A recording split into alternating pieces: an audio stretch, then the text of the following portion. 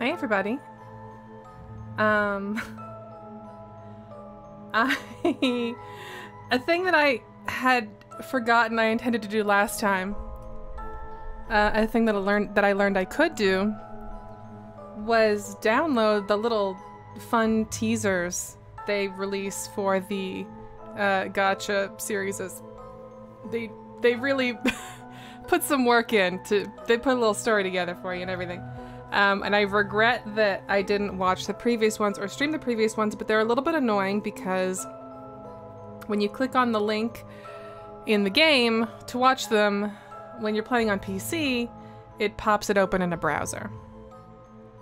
So that's been annoying. In the app, it will like open it in the app. But it's always been a thing of just like, oh, it's such a pain to stream. So I finally sat down and like downloaded them and put something together. They're really fucking, they're so good. But you may have gathered from this that the last event is over and now we're in our opera era. Void opera era in particular. I'm not gonna linger on here because I don't want to spoil something important. But I did screenshot the last bits of the other one, the puppet. Was it just called? It wasn't called Puppet Era, was it? They're not all eras, right?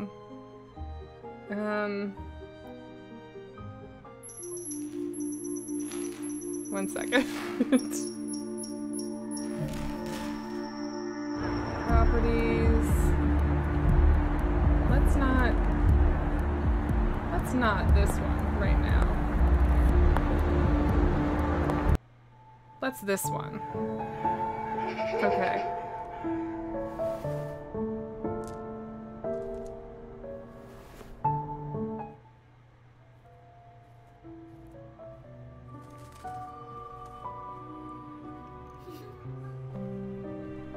Okay. Oh, 1080 snowboarding. I do not know what the Nikki Corp's politics are right now. That's concerning.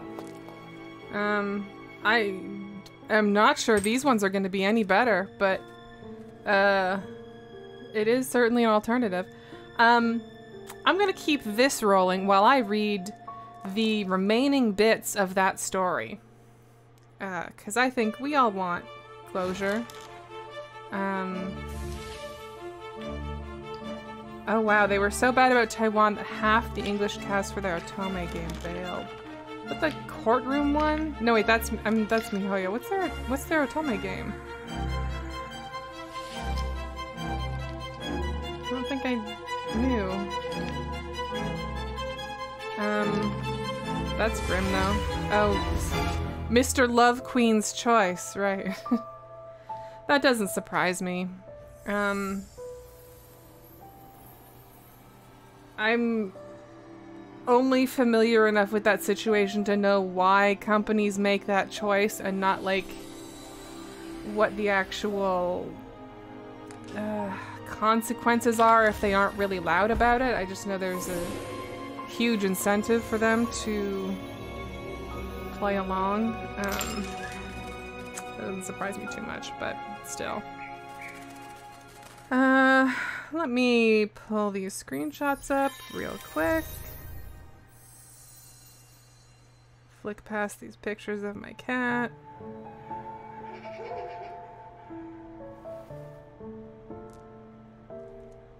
Okay. Let me know if the audio on this is too loud. I think I've bumped it down enough that it's pleasant.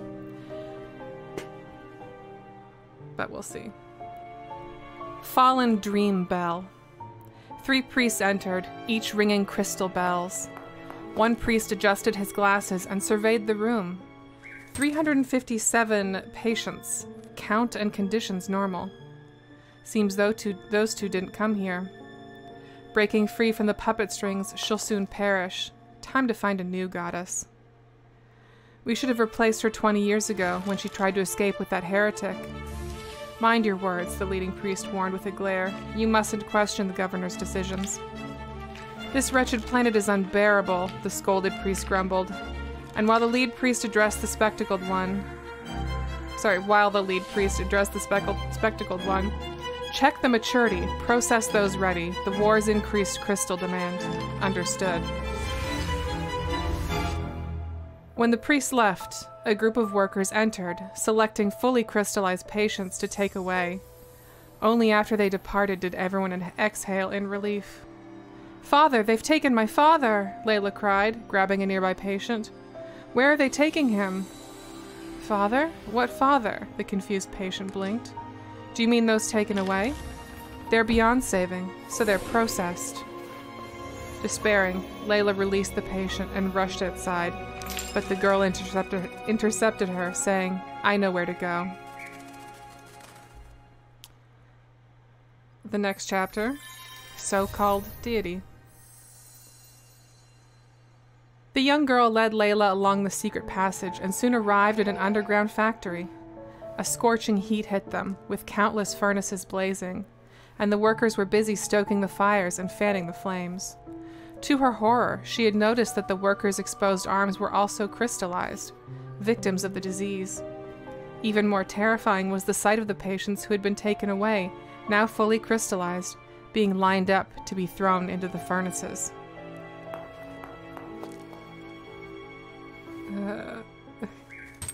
Layla could not accept the scene before her. She rushed to the workers, grabbing their hands. "What are you doing?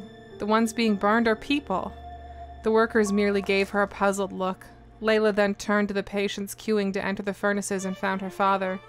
She embraced him. "Father, wake up!" Her father gently brushed her off, smiling strangely. "Layla, the High Priest has blessed me, and I will soon enter the divine realm." Layla let go of him and stepped back, trembling. Her father reached out to her. "Layla, come with me." Layla was on the verge of collapse. Grabbing the young girl's hand, she asked, "What is going on?" The young girl, with her eyes downcast, replied, "Don't you understand yet, Layla? We are just materials." At that moment, a furnace opened, and shimmering, translucent crystals were carefully selected. The most precious treasures on the continent, accessible only to the temple's elite. "Just materials?" Layla's voice trembled, and a cold laugh came from behind her. "There you are! Seize them!" The final chapter. Morning Bird. Countless priests and workers rushed toward the two. The young girl was soon injured, and Layla panicked. "She is your goddess! What are you doing?" The workers ignored her, and the injured young girl dragged herself to the edge of the furnace. "It's useless. As long as the goddess doesn't die, their mind control will never end. You know that best, don't you, Layla?" In an instant, a flash of insight struck Layla with a flood of memories. "You're the new goddess? We'll be friends from now on. Don't worry, I'll stay with you. I found a secret about the crystal disease patients in the temple. There's no such thing as a goddess. You're just their puppet, a tool to control us. Come with me, let's leave this place." "How dare you seduce the goddess? Burn the heretic." This is just a list of, like, quotes. These aren't connected. Well, they're sort of connected, but there's no attribution on any of them. No, the flames erupted, and the young girl, calling out Layla's name, rushed toward the fire. Rushed toward the fire, only to be pulled back by the unseen giant hand. The flames engulfed Layla in an instant. And now Layla rushed toward the furnace that the young girl once did, grabbing her arm, trying to stop her from falling. Gritting her teeth, Layla refused to let go, even if her hand was burning from the girl's scorching porcelain arm. As the girl's dress caught fire, she slowly pried open Layla's fingers, saying, "Thank you for taking me away. This time, I'll enter the fire for you." "No!" Layla cried, grasping the girl's dress as they plunged into the furnace. Sparks flew, then settled, and a crimson crystal bird rose from the flames, a color never seen before in the crystals. Years later, the temple was no more, and the crystal disease was deemed a natural part of people's life cycle. The city square, in the city square, a porcelain statue of the goddess was erected, for it was said that her sacrifice had broken the mental shackles imposed by the alien colonizers, allowing the people to reclaim their homeland. The crimson crystal bird remained, perched in the hollow of the goddess's statue, its song mournful. Okay.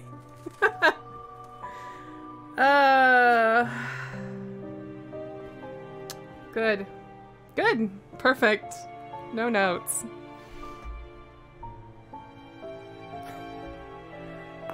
No notes, no questions. No loose ends there that I think I don't understand. I think that's all pretty straightforward. I like that they pulled in a little bit from the Tin Soldier. I like that they pulled in a little bit from the Tube boyfriend with the amnesia. Solid. Yes, this video is just looping. This is just background video. This is background video because that's the old event, and we're on the new event. So I wanted to have something to get us back in that place, in that mindset. Anyway, whoops, that's not the right one. Opera era. I can't wait to know what the story is here because I haven't looked. There is a laser cop and a laser opera star, and then this lady in a full denim outfit. Oh, no. Don't look. No one look. Okay. All right. We got the first three, so let's do the first three. In this era, flickering candlelight. In this era, candlelight was rarely seen. As the candlelight fell upon her face, the makeup smeared like ink, and the city inverted in her eyes, taking on a kaleidoscope of colors. With each stroke of the brush, skin grew on the uneven frame, and delicate features gradually took shape. When she blinked again, a pair of eyes as bright as autumn waters appeared in the place of those empty sockets. What a beautiful face. She gently caressed it. Now, it belonged to her. A noise came from behind. Who's there? She turned, only to feel the cold metal of a gun pressed against her back. Captain Star of the Oasis Guard. The voice was cold and detached. You're under arrest. Me? Why?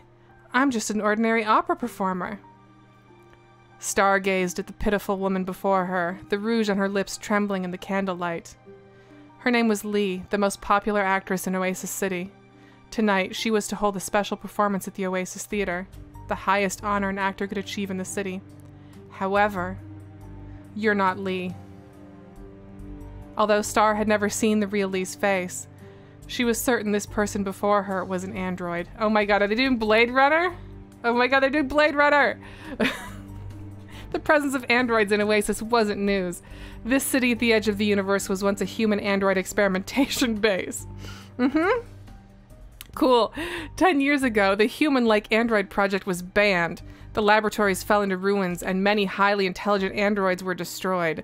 The remaining, less intelligent androids became cheap labor, integrated into the system, and were under strict control. With this cheap labor force and its advantageous location, Oasis City developed rapidly, soon becoming a free city that countless people yearned for. Oh, great. Who are you really? Where's the real Lee? Are the recent human disappearances related to you? Where did the real Lee go? The young woman lowered her head. A hint of confusion revealed in her eyes.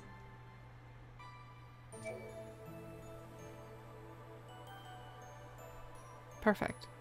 The Faceless One. Number 003, Facial Self-Adaptation System activation failed. Basic detection not passed. Not recommended for market release. The cold mechanical voice repeated as the young woman was packed into a box, quickly losing consciousness. When she opened her eyes again, she found herself lying in a pile of ruins. Cold, rusty steel beneath her and foul-smelling waste piled around her. She clumsily waved her distorted arms, crawling through the ruins. She didn't know who she was or where she should go. Rainwater mixed with the decomposed garbage liquid. Ew! Ew! Gross! Rainwater mixed with a decomposed garbage liquid seeped into her body, producing a sizzling electrical sound. That's great writing and is also revolting. Will I die? This question popped into her mind, though she didn't understand the meaning of death. She lay motionless on the garbage heap until she met a girl. Oh, a faceless android? The girl looked at her curiously. Who are you? She stared with her two empty sockets and shook her head. Where are you going? She was at a loss. Then come with me. Come with you? She tried to search for the meaning of this phrase in her chip, but found nothing. The girl took her to a small shack she had built. She gathered various parts and tools from the ruins and spent several days repairing her. During this time, she learned that the girl was from Star 13, where war and famine had broken out. She had followed refugees to Oasis, but was driven away by the city guards. Oasis City doesn't welcome people from Star 13. They say we're rats, locusts, the most despicable bloodsuckers clinging to Oasis City. Bah! Those officials and nobles are the real bloodsuckers. Just wait. One day I'll put down roots in this Oasis City. The girl spoke indignantly. As soon as she finished, there was a commotion outside the ruins. The girl's expression changed, and she quickly buried the android in the garbage pile. Don't move. Wait for me to come back.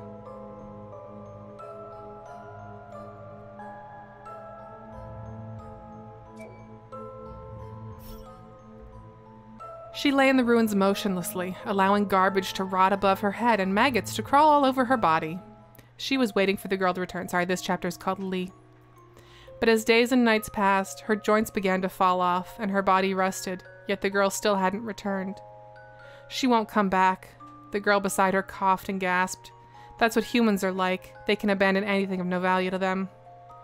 The girl was also abandoned. Her name was Lee, and she had fled to Oasis with her parents, who died on the way. She was fortunate enough to be taken in by a theater troupe leader. Why is she in garbage? A city without heritage, a group of filthy and superficial people, yet they pretend to like the old inkwash style. Isn't it ironic? Lee became the best performing girl in the troupe, but fell seriously ill due to an accident. Okay, that was a really fast recap of her life. Those who had promised to let her stand on the stage of the Oasis Theater tacitly kicked her out after she fell ill. Oh, I see. Lee struggled on her sickbed for 2 months before the troop leader rolled her up in a tattered mat and threw her into this pile of ruins. Oh my god! She listened quietly to Lee's accusations, caressing the dying objects around her. Ooh. That's also a good line. Caressing the dying objects around her. I don't really understand the scene that they're painting, but it is cool. So the robot is petting the garbage? And the garbage is also dying? Or the girl is petting the dying robot? I don't know. More and more discarded things stacked up on these ruins. Broken dolls, outdated electronic products, obsolete robots, failed experimental products, and even worthless humans. That's grim. She listened to their stories, read their chips, peeked into their memories, and a strange emotion grew in her heart. Was it anger, hatred, or perhaps empathy? It turned out that she, like Lee and these decaying objects, was just a thing abandoned by humans. And we'll have to unlock the first face, a lifelong wish, scorching flame, a brand new face, her memories, and Night Wanderer at some other point. No, don't look. Okay. You probably... I'll just skip to that. I have to now. It's been spoiled. This is the card that we got from that gacha.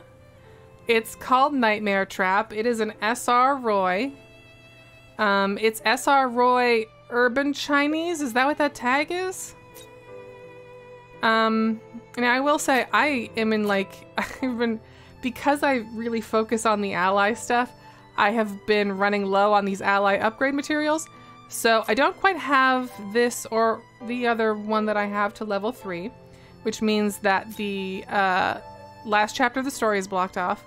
But the rest of it is all fucking there. Speaking of the last chapter of stories being blocked off, actually. Hello there. I'm Sean. What's your name? I forgot about that. I've unlocked the last 2 chapters of the Tin Soldier story analog, except for this evolve one, which we will never see because there's no way. I don't know how to evolve a dude I can't get anymore.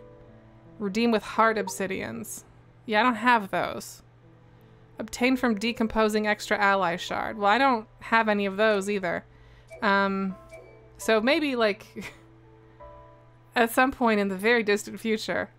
But it's not gonna happen. So we'll see where it leaves us off, and then we'll do the neck grabbing story, and then we'll do the third one that I haven't revealed, which is less exciting than the neck grabbing story. I really did want to save that one a little bit, but the banner is spoiled it. Just to recap this story, I didn't recap the crystal disease one because I feel like it was pretty self-explanatory. There's a girl, she had crystal disease. Her dad got taken away. She went to the church. They started chasing her. She saved a doll or something. She has crystal disease. And then the ending, I don't really understand how that tied it together, but there we go. This story, what we saw was our POV is a doll who was made by some guy, like an actual doll. She is sitting on a fireplace. She's very pretty, but also bored because she doesn't have access to a lot of stuff. Then she meets a tin soldier who is one of the previous creations who like goes on museum tours or whatever. And he helps her by like bringing a book up to read with her every night, and they're like a little couple. But he gets all worn out from going to get the book all the time. So the artist notices and is like, can't fix this, chucks him in the fire. The doll's like, no. She's like porcelain. Yeah, Sea Strangers, I want to say like an actual non-technology doll, but there's a hologram literally in this scene, so they say she's porcelain and she's delicate and stuff. She's like, no, my guy. And she she like jumps off the shelf and onto some pillows or carpet or something, so she's like fine. And then she like pulls him out of the fire and it cracks her hand. And she's scared that the guy's gonna destroy her now, but he hasn't noticed yet. But also, the Tin Soldier, aka Sean, has become a human somehow. And he is like, whoa, I have to leave because if they find me here, they're gonna think I just broke in.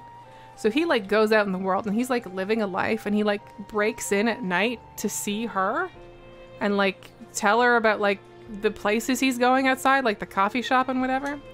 And he has to be really like shady about it because again, he's just some guy. He's now a human guy and doesn't want to get like arrested. Sean is also the tube boy. Yes. Yeah, that was also his story. So then he just like stops showing up. And that's sort of where we're at, is just like, oh, where the fuck is he? Why isn't he breaking and entering to see me every night? Why doesn't he, a now human man, want to be dating a doll that isn't easily accessible even? You know. Oh, Roy too is gifting a Descartes tote. Thank you. Roy too. We're at joke names to give stuff away? I'm not complaining, but that's funny. Also that Descartes tote, that's legit. Alright, so we're gonna find out what happened to Sean. I'm hoping the last thing is gonna be kind of like unnecessary to get closure on the story, but that's kind of high hopes. I don't know if this game is popular enough for me to just like look it up online. I don't know. I'll look into it. During Sean's absence, thoughts of him consumed me. Before meeting him, I stood alone in solitude. But the joy of conversing with him made loneliness 100 times more painful. I worried for his safety and couldn't help but imagine if he met someone more compatible, like a human. After all, I was just a naive, damaged doll, and he was a human. See? He no longer needed to accommodate me. After what felt like an eternity, someone came to the studio, and it was not Mr. Artist. It was a woman, flying in on a broomstick through the window. You don't say. Question mark, exclamation point? Startled, I almost fell off the shelf again. Fortunately, the woman got me. Lovely little thing. Looks like you're the one I'm looking for. Oh my god, he hired a witch? Me? You're looking for me? I looked at her face, struggling to remember where I had seen her before. Why, Anne, that's your name, right? I nodded, and she nodded too. Then it's you. I've been entrusted to give you a gift. But before that, I'll take you to a more spacious place. She took me off the shelf and placed me on the studio floor. Then, from her large sleeve, she took out a short staff and waved it while chanting strange spells. A strange sensation flowed through my body. Wait, what's happening? Everything around shrank, and the tall woman was almost the same height as me. I couldn't believe it as I looked at my hands. Though still somewhat pale, they had turned into real, human hands. Overwhelmed with joy, I felt like hugging the woman in front of me and spinning around. Thank you. May I ask, is your client Sean? He was the only one in this world who could have entrusted the witch to turn me into a human. She did not reply, and a fleeting look of sorrow crossed her face. Oh my god, is this gonna do like an O. Henry Gift of the Magi thing? It must be him, but where is he now? Can you take me to him? He gave up his human life for her human life, right? Although there's still 2 chapters left in this. So, congrats, Harbor Blues, on the 2 cards British shopping tote. Thank you again to Roy, too. As I was still asking about Sean's whereabouts and imagining the scene of our reunion in human form, the witch handed me a small tin soldier. The doll had several paint scratches all over, with traces of burning on the edges of its clothes. There was a hole in its chest, and the edges of the hole were stained with bright red. Someone shot him? He got shot? Did that happen before? I don't think that happened before. Oh wait, no, it's his heart. They like took his heart out, probably. That's what she got, right? Like he had a heart. It's because it's the paper ballerina thing. They took his heart out. It sounded like he got shot in the chest, though. Yeah, he was in a mugging, and sorry for your loss. On the 130th day since Sean parted ways with YN, he finally found the legendary witch and begged her to transform YN into a human. See, strangers in the chat. The humanity operation was a success. Where's Sean? Who do you think gave you the human? My magic comes with a price, Tin Soldier Boy. I will pay whatever you want. I forgot that's what he looked like in this one. Starved of intriguing tasks, the witch was drawn to the story of the tin soldier and the porcelain puppet. She agreed to help, under the condition that Sean showed some proof of his will. After all, miracles required resolve. Spells just bridged the gap to reality. Gesturing out the window, the witch instructed, "Go to my garden and pluck a red rose." Outside her castle lay a vast, snow-covered expanse, desolate except for swirling snowflakes. After a lengthy search in the heavy snow, Sean finally stumbled upon a withered thorn bush. Yet amidst the cold thorns, there were no leaves or blooms. How can one find the most beautiful rose amidst winter's decay? With the blood of life, wrote the author. Suddenly, memories of cherished fairy tales flooded his mind. But is it truly worthwhile? Can anyone sacrifice their life so that others can reap miracles? Perhaps because that person deemed it worthy themselves. The old Sean closed the book, while the Sean in reality plunged into the thorns. When he returned to the castle, he had bled too much to retain his human form. He gave me the rose, and converted back into a doll. I slumped to the ground, helplessly listening to her narration while holding the tin soldier tightly. He felt so small and light. I wondered if Sean felt the same when he saw me as a human. A tear dripped into the hole in his chest, pierced by thorns. Oh my god. 1 really precise tear, 2 really big thorns? As a doll, tears never fell no matter how sorrowful I felt. That day I cried by his side, yet without tears. Now I could finally weep for him. Tears cascaded down my cheeks, forming a small pool in his chest. Suddenly, something shimmered beneath the tears. A bunch of red roses blossomed from his chest, each petal vibrant and full. That's horrifying. Meanwhile, Sean lay in my embrace and turned into a human once again. Oh, okay. With roses coming out of his chest? Is he dying? Yet his hands remained feeble, his skin marred with cracks. I knew it wasn't a miracle of revival, but a final farewell. Oh my god. Don't cry. Whoa! That's a pretty good upgrade card. I'm a little bummed I'm not going to get that one. Also, I think this is the first card where we're pictured. Damn, there is straight up a rose coming out of his chest. That's really gross, but also pretty sick. It's glittering in there. It's sparkly.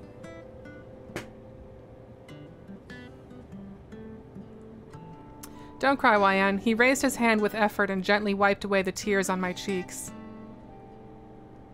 The world outside is vast. Oh, he sounded happy saying that. Instead of listening to my narration, why don't you go see it for yourself? Wait, we're in that bird torso dress. So we're gonna be like a weird human. We have like fully no... It's hollow in there. It's regrettable. I may no longer We're gonna be a your medical guide. impossibility in that we have no guts whatsoever in there. It's regrettable I may no longer be your guide. With those words, Sean dissipated into the light. What are they gonna... I thought they were gonna dissipate him, but they're just doing a little effect. And where the light faded, only a tin red rose remained. Whoa. And now I don't get to know what the fuck happens at the end. Story 8. Okay, hang on. Hello there. I'm Sean. What's your name? I wonder if I can look this up. Let me see. I don't know if this game has that kind of shit going on. Sean, A Tale of Heartbreak.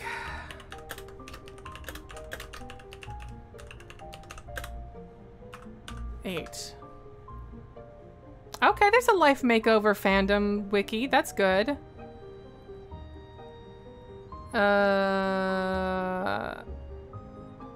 Okay, that's not really helpful. Oh, here we go. Here we go. Nope. Okay. It pretends to have it, but it doesn't actually have it. That's... There's like a link that's like, hey, go look at this. And then it's not actually anything. Which is kind of a bummer. It's just text.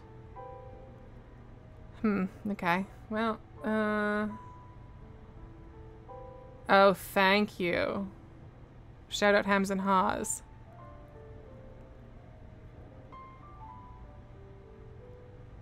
Let's see. All right. 2 days ago, Vibertease. Post the answer. Post the ending here. Opens with Sean calling YN's phone. Sorry, I was called for rehearsal. Where were we? YN. The tin soldier turned into a rose. Sean. Oh yeah, we're almost at the end. The porcelain doll became a human. She traveled around the world, taking the tin soldier's rose with her, as if it had never left. YN. Another tragic ending. Sean. No, not this time. In no time, another winter came, and the porcelain doll accidentally came across the witch's castle. Trekking through the swirling snow, she found the rose tree where the tin soldier once picked roses for her. So she hung the tin soldier's rose on the withered thorns. Can you guess what happened next? A gust of wind stirred up the snowflakes, and she instinctively shut her eyes. Opening her eyes again, she found both the thorns and the castle vanished, with a tin soldier lying in the snow. Wait, so he's like, he's still a doll? How about, so that was me, I should let Sean finish. How about that? I told you it's not a tragedy this time. The book is full of tragedies. It was hard to find one with a happy ending. So, tonight's Good Night Reading Club wraps up here. YN, sweetheart, you have pleasant dreams tonight, right? Ugh! Ew, okay. I don't like that. That's gross. Good Night Reading Club. Don't call me sweetheart. We are not like that. Ugh. Okay, well. Woof. I love that. That's also like a tin soldier lying in the snow is not the way to phrase that for it to be a happy ending. If you say the tin soldier lying in the snow, that leaves like a little bit of room where it's like, I can assume, oh, he's human. When you say a tin soldier, it's like, oh, the little rose turned into a doll again. And now he's here. I don't know. I don't love that. Very funny though. All right.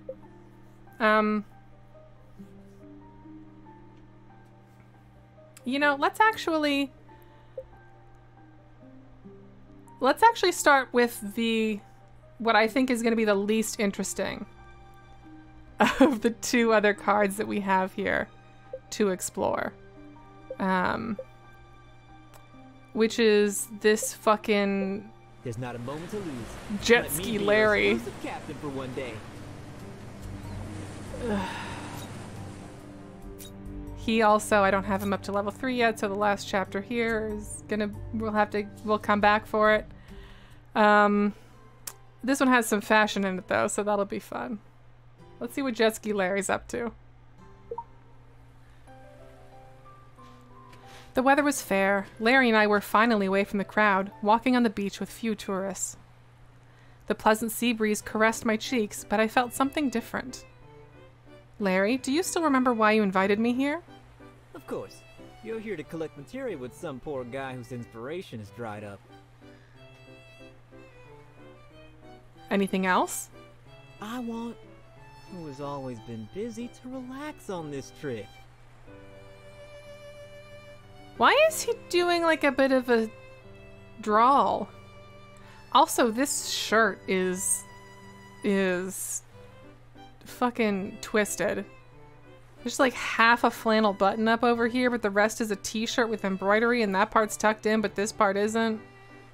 And he's just got like a drawstring belt. That's just weird. That's just weird. That's just strange. Yeah, in just one morning, we have met two missing children. What? We've met two missing children, rescued a marine organism, just an organism, entangled in marine debris, and cooperated with the police to catch a thief. Oh, he's saying that. Yeah. It's not relaxing at all. I think someone might have an event attracting constitution. Isn't this invaluable talent for novelists? As is traveling together with me. Maybe Just we'll say run Miss into Detective. even more The Miss unexpected Detective things. thing worked fine. It was gross, but it was better than the weird pauses. Like what? Like a shark tornado suddenly blows in the glassy calm sea? Oof. This is too unbelievable, isn't this? Or like Miss Detective might have a crush on me. Oof. Hey, what are you talking about? I'm already in a goodnight reading club with another boy. Hearing it, we saw a figure struggling with the waves in the deep sea not far away. Someone is drowning in front. Let's go get help. Let's go to help. All right. He looks so goofy. Thank you. Thank you, guys. Are you okay? Since there are a few tourists, drowning here is too dangerous. Gee, don't mention it. I have such bad luck today. I'm the owner of this motorboat rental agency. And I was going to test drive my new motorboat on the deserted beach. Unexpectedly, my protective gear just broke on the way back. And a bird just rushed out when I turned. What? I was just trying to avoid it, but as a result, I was just thrown into the deep end. Of the ocean? Who'd have thought the owner of a motorboat rental agency would drown if it weren't for so many justs? Alas, I can just doggy paddle in shallow waters. Oh, right. You want to ride a motorboat? Oh, right. Do you want to ride a motorboat? Would you like to have a try? I don't know. It seems like they're pretty brittle if a bird and, like, if his life has just broke and then a bird fucked up his boat or whatever. Come on. You two can rent it for free today. and I will teach you until you can ride it. Wow, thank you. I wonder whether... or I will learn to ride Miss first. Detective. Also, you're talking like a donut all of a sudden. Then let's have a contest. The owner taught us how to drive a motorboat with enthusiasm. It was a jet ski as well. Compared with me as a complete beginner, Larry was basically a genius in terms of comprehension speed. In a moment, he was speeding across the sea in front of me on the motorboat. Really? Okay. As you ride it with the facility, could you share what you've learned? I think riding a motorboat and driving a car are probably like playing the same tune on different instruments.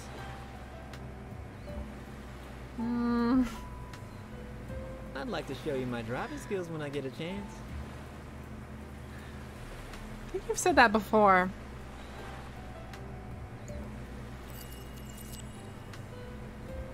Hey! Looks like I'm slightly better than you this time around. Okay. Who will learn to ride it first? I think you knew how to ride a motorboat from the beginning. Haha, busted. Busted. Why are you talking like that? Do you always talk like this? As compensation, how about I take you to look for the pirate's treasure? Oh my god. Please do. Larry made a circuit on the motorboat and returned to the shore, feeling it was a hoot and a half. What do you do, young man? You're such a quick learner.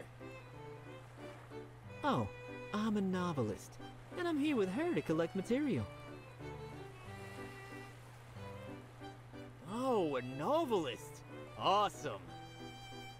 Is the awesome one, as she can read people's hearts and solve any riddle. Say, Miss Detective. Hey, I wonder if you're interested in solving riddles. Solving riddles? Whoa. The owner asked Larry me to wait for a while and took out 2 sheets of crumpled paper from the room. Why did that sound like a tennis ball being dropped into like a dry reservoir? This is a riddle that I haven't been able to solve in 20 years. Oh. As the somewhat yellowed drawings were handed to us, Larry and I both subconsciously held our breath. Oh boy. The drawings look a bit crude, with a thin crescent mark drawn on the west side of the outline of the island. On a sunset shore, long and short, cling to each other. The moon is a hook and plate. A riddle is in tides. Could this be the legendary treasure map? The legendary treasure map? Exactly. This is the treasure my grandfather buried on the island. Are you interested? Eh? Is it okay for us to go look for it? I just want to know if the old man is hidden. Let me know if you find it. Larry, it seems that you have attracted a special event again. Don't you want to go on a treasure hunt? I don't. What happens if I say I don't? It feels unbelievable. Are there really undiscovered treasures in a tourist area where people come and go? Just treat it as a game? With beautiful scenery and interesting stories? I can just collect material.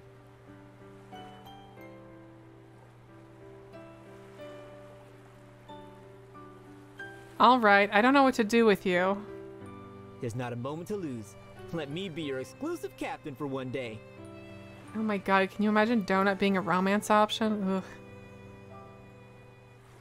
He's barely even a guy. Like, I mean in the sense of, like, he's barely even a character. The fact he has a name is kind of shocking. He also doesn't really have a distinct design other than the way he's voice acted and the fact that they named him Donut.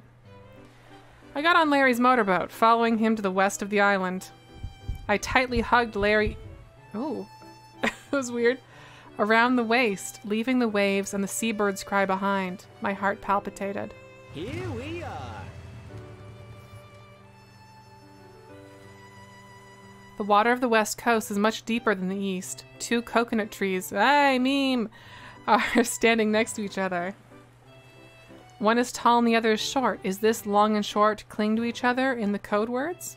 Let's go. The wonderful treasure hidden by time may be seen again today.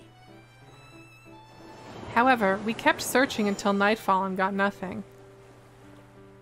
Larry and I were sitting on the motorboat watching the moon rise over the sea.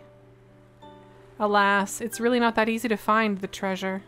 Perhaps the treasure has been taken away by some unknown captain and is at the bottom of the ocean. That treasure is probably 20,000 miles away from us now. The incredible story became inexplicably convincing as it's told by Larry, which was really marvelous. But my stomach rumbled at the inopportune moment. Although the beautiful scenery can enrich our spirit, it can't satisfy the needs for food and drinks. How about we go back and have a rest? I'm gonna change my clothes to cheer myself up. I think holiday clothes will be more suitable for the island atmosphere. Uh-huh. Light, lively, and sweet clothes should be more suitable for the island. Adorable clothes for vacations. Lively, sweet, and holiday. Let's see what fits this category.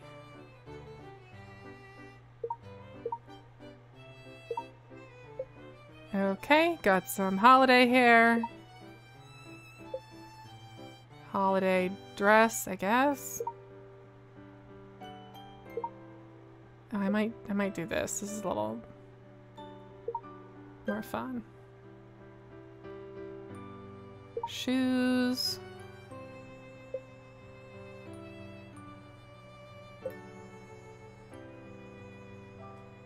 Accessory. Just grab whatever's in here.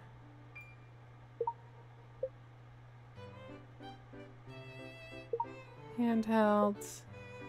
I don't like that hair that much for this look. Let's ditch holiday. And then just pick something. Just pick something. It doesn't make our head look like it's a weird shape.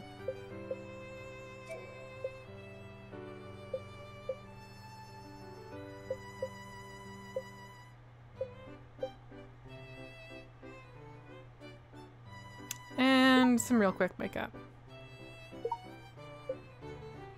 I got some new lipsticks I'm very excited about.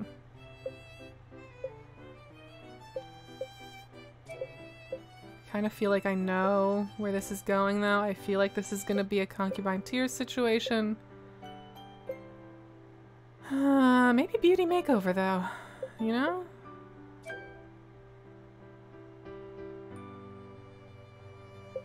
Midnight Game.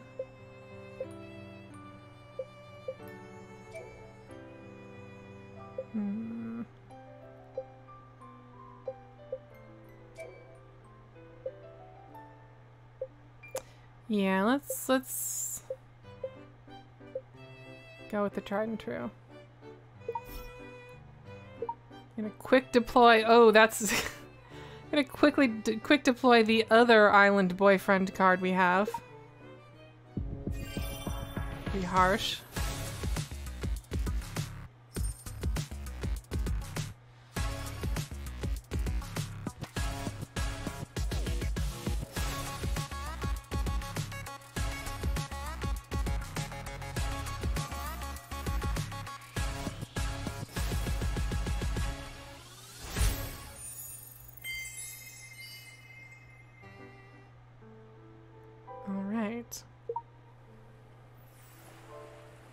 Back at the rental agency, we returned the motorboat to the owner.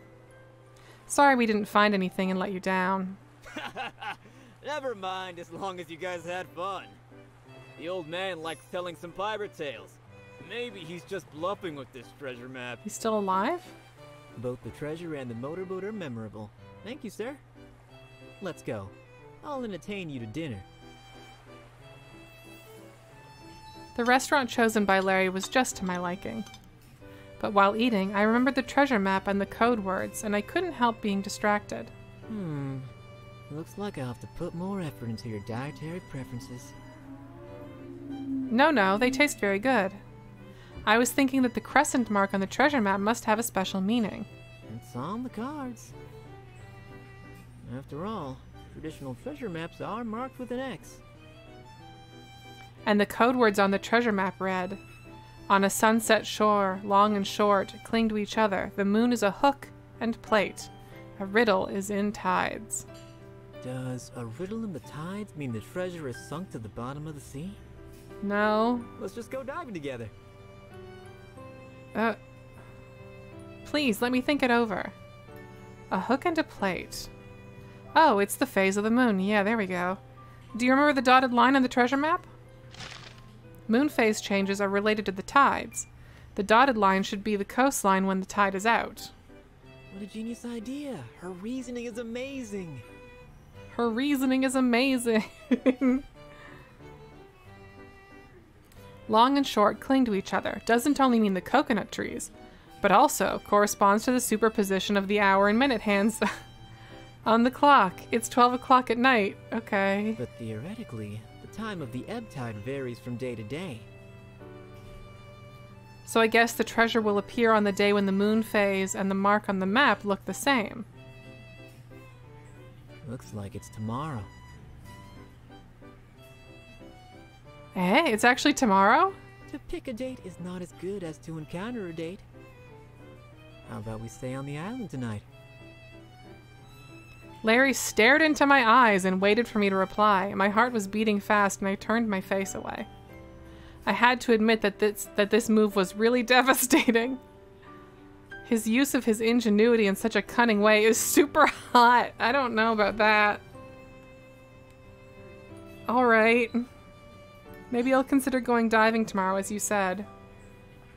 That's settled then. It's too tiring today. I need to change into the simple homey clothes and have a good rest. A fresh and pure style, which is like a breeze at night, would be great. I think I have an outfit for this. I made a new at-home cozy outfit. I think this should just be good to go. Deploy our dead sister.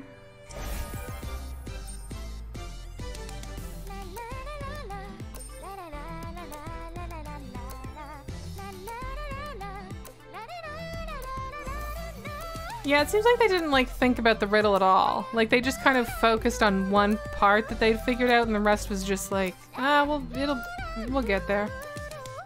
It's probably just me hanging from the tree.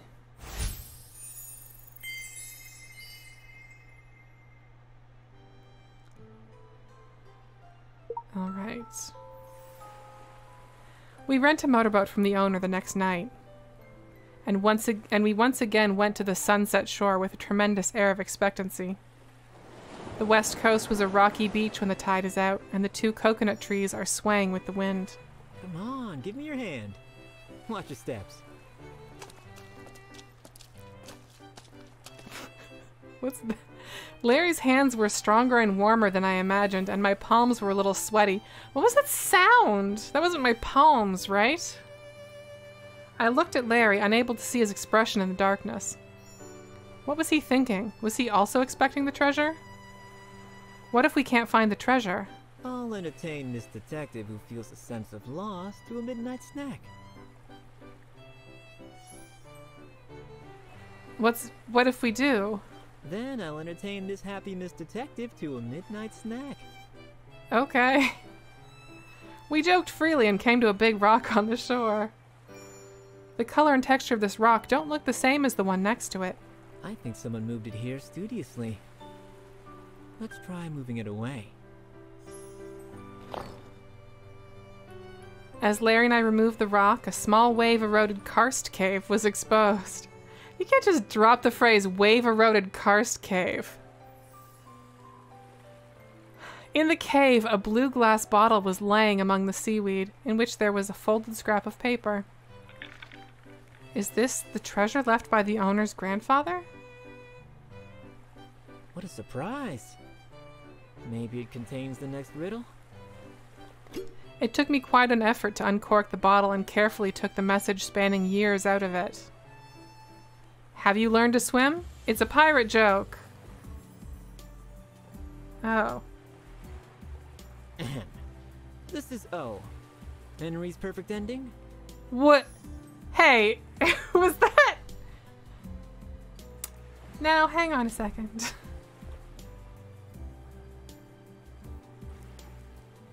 That was the kind of mistake that AI would make. And I don't think this is AI. I think there's compelling evidence that these lines are voiced by people. But the degree to which... I mean, we've heard them read out typos and stuff before. But the degree to which you have to just be like in go mode and not questioning anything to go, ahem, is this O? Henry's perfect ending? I don't know. I don't know about that. Ha ha ha ha, this is undoubtedly the treasure of the owner's grandfather. After carefully putting away the pirate message, Larry and I walked towards the motorboat. Yeah, exactly. You can look up these. So it's my thing isn't like about the translation or the writing. The name is O. Henry, and it's a name, and you say it together. It's not O period, long pause as if it was punctuation. Henry. That's the part where it's like. That's a mistake that AI would make, but also it is a thing that can happen when you are just like going through first take and you're not getting full direction and you are just like trying to get as much done as possible and you don't have the context for the line because you're like reading a bunch of them in a random order. It's just a little just I'm thinking of that time when that guy was in the spaghetti, not spaghetti, the barbecue story where where the restaurant owner did that line that was like, she works at the, and then was like, what, okay, and then it just like stopped. I don't know, because that's definitely, AI is not going to do that. That's people. That's why I know it's like people, you know? I don't know. I wonder if they were just pressed for time or something.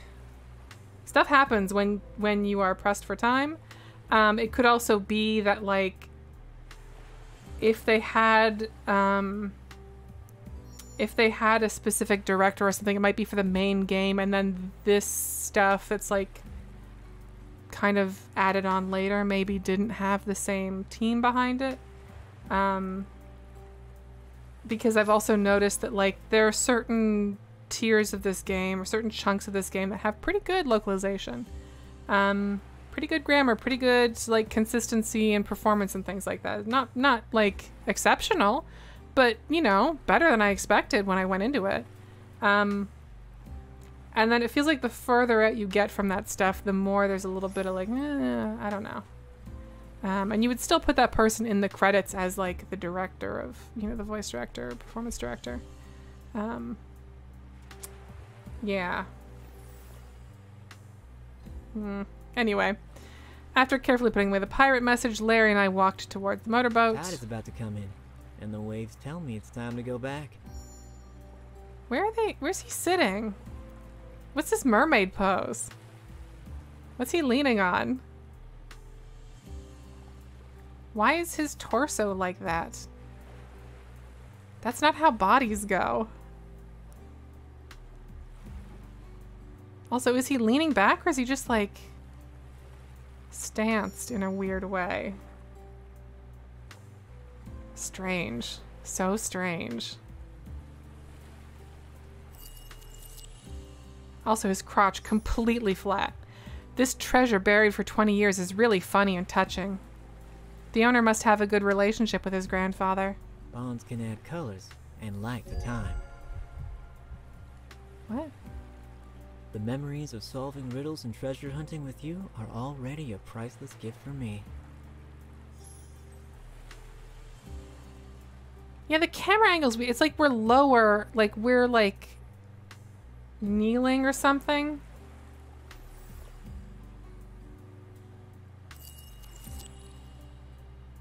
The sea at night is filled with sleeping stars. I really don't care for Larry at all. When the daytime comes, they'll just part. After we part, how long will it take us to see each other? Are we talking about the same things?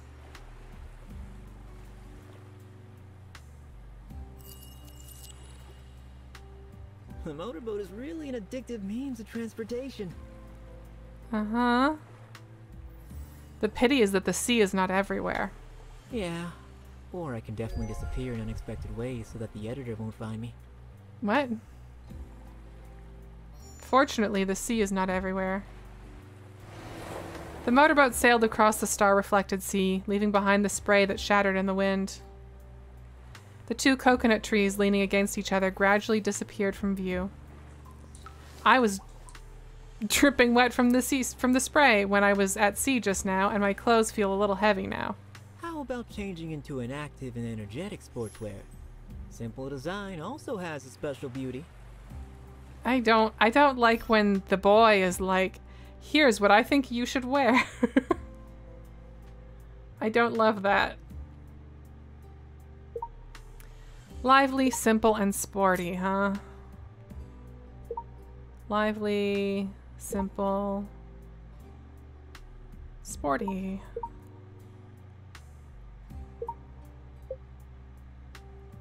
Hearty soda.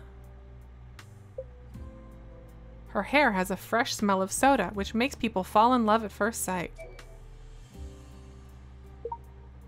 If you say so.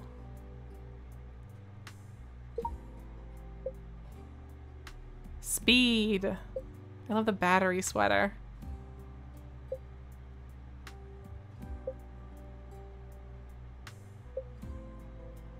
I don't really know what I'm working with bottoms-wise yet. Oh, I should wear my Sidhifid pants. And then maybe the battery top? Yeah, okay, that's a fit.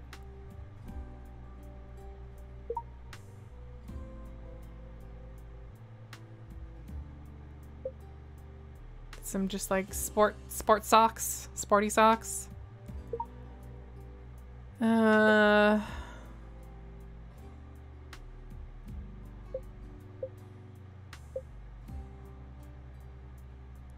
Very big shoes.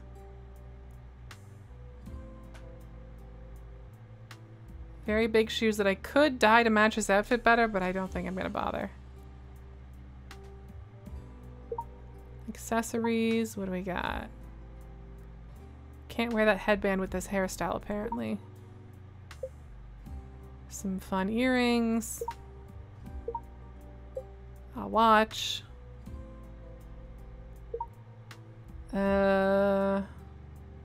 Ooh, skateboard with a guitar on it.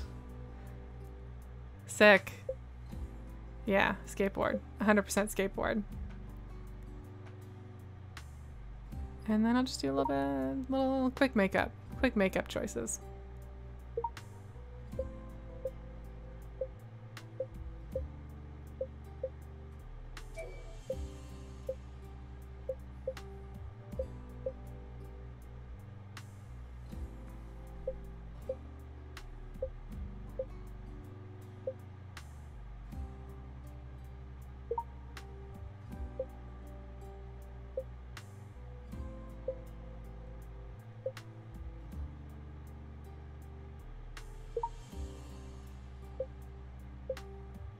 Ooh. Skate vampire.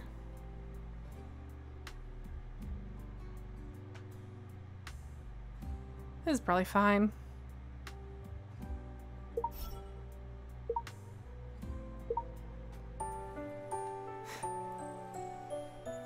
Oh, those eyes.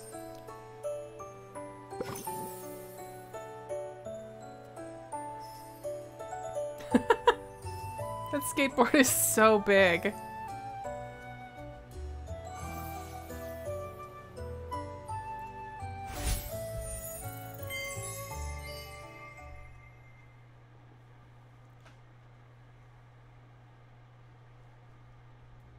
Okay.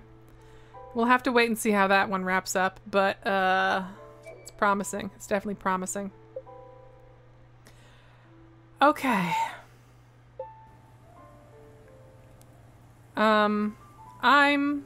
There's not a moment to lose. Oh. Let me be your exclusive captain for one. No thanks. I'm very excited for this one. Oh my god, the neck grab. I don't know why it says, so it's Roy Nightmare Trap, but no. Urban Chinese and cool.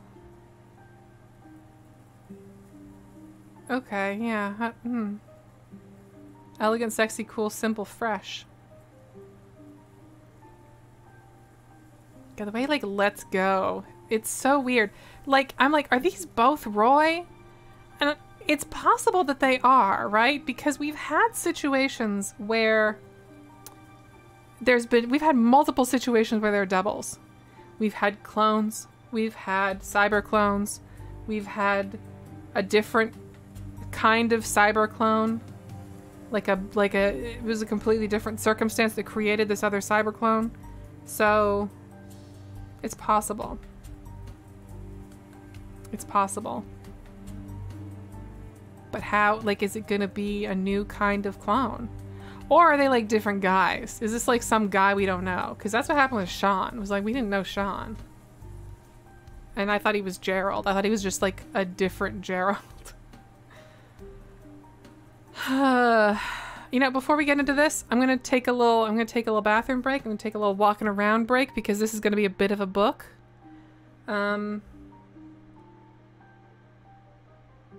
So what can I put you on that's interesting? What can be viewed here that will be interesting in any way?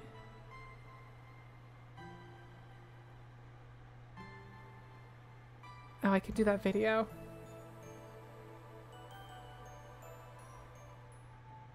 Here we go.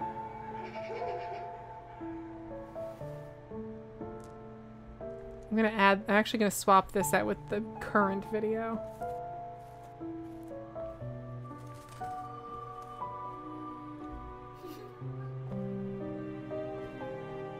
Because we've seen this one a bunch. Alright, I will be right back. Y'all enjoy.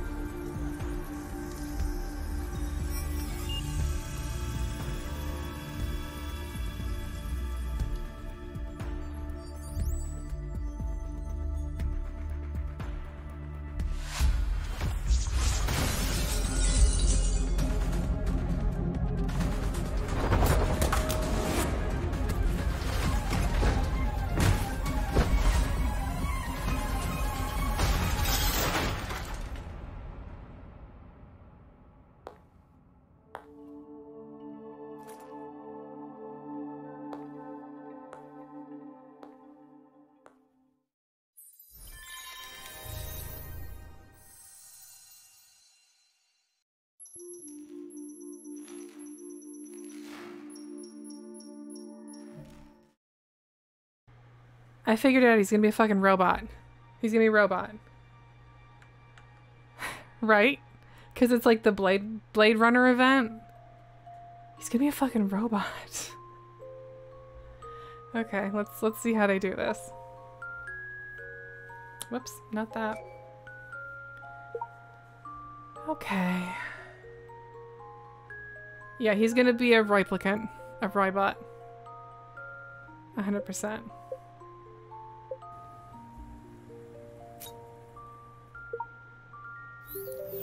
As dawn seeped through the window, I was drifting in slumber when suddenly a jarring ring broke the silence. Reluctantly, I groped for the answer button, still half asleep, and remained in bed. What? Supernatural incidents? Those words from Roy exploded in my ears, instantly dispelling my drowsiness. Quickly getting ready, I hailed a cab to Roy's place. What? Just as I was about to... He looks weird here. Why does he look weird? He looks like a priest. Just as I was about to knock, the door swung open as if expecting me. It was Roy. His eyes brightened at the sight of me, and a rare hint of warmth softened his stern lips. He's a robot. This one is the robot. Here you are. Uh-oh, he's not voiced. I noticed he's in a stylish gray shirt, looking more elegant than usual. The interior of the house was impeccably tidy as always, seemingly unchanged. Yet, there was a subtle, unfamiliar fragrance lingering in the air, making me a bit uneasy. Roy helped me with my coat and offered me hot tea, his gaze gentle and concerned. You must have skipped your breakfast. Have some fruit and snacks first. Yeah. Seeing Roy busy in the kitchen, I suddenly felt a bit strange. I couldn't help but stare at his back curiously, wondering if he was indeed terrified last night, given the eerie experiences he'd been through in the past couple of days. Roy told me he'd heard footsteps in the living room at night and the bathroom light kept flickering oddly. Despite making sure the windows were locked before bedtime, he'd wake up to find them wide open the next day. Items like umbrellas and shoes that usually sat by the door would mysteriously end up elsewhere. These unexplainable events had been weighing on him for days before he finally called me for help. We are on side story, Madalonia, don't worry. This is 100% weird tangent. While Roy was occupied, I wandered around the living room and balcony, but everything seemed normal. Roy, do you have any security cameras at home? Did they capture anything unusual? Security cameras? Perhaps no. You should know. What? Perhaps? Roy's response puzzled me, but before I could delve into the ambiguity of his answer... Thud, thud, thud. Came a rhythmic bang from the bedroom, which sounded particularly unsettling in such a packed space. Oh my god, the real Roy's in the bedroom. Something seemed to be lurking in the room across the hall.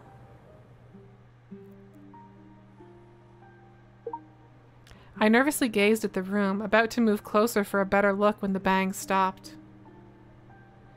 Roy, did you hear that? Something is inside.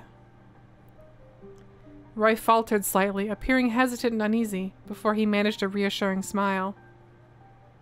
No, maybe you misheard. No, I did hear it. I firmly shook my head and quickly approached the bedroom door, gently pushing it open. As if sensing my presence, the bang resumed. I moved carefully towards the source until my eyes fixed on the tightly shut closet. Oh my god, he locked Roy in the closet! Thud, thud, thud. Be careful, step back. Roy yelled as he hurried to my side, just at the very moment when the closet door was forced open. It was also a bad outfit. Your shirt just say praise? Praise, virtues, justice? Ugh. As I looked back and forth between the person tied inside the closet and Roy beside me, my mind froze. Also, the front of your shirt's weird. There's like the flappy parts, but then also it's flat up here. Like, there's no good way to tuck that shirt in. It's gonna be poking out. You're just gonna see your tummy. You, why do you look exactly the same? Am I dreaming? What's going on? As I stood there, stunned, Roy, inside the closet, had already freed himself and was charging towards us. YN, run! He's coming for me! Seeing the two grappling, I was lost for a moment, not knowing what to do. I tried to calm down and observe carefully before finally I got an idea. Reach out and grab Roy in the gray suit? Reach out and grab Roy in the white shirt. Grab in what context? Like who... I don't know. Sure. I think this is the fake one. No, I knew it. No, the other one. Fuck. Replay. Oh wait, no, that's what this is. I know it's the other one. I just didn't know what grab meant. Okay.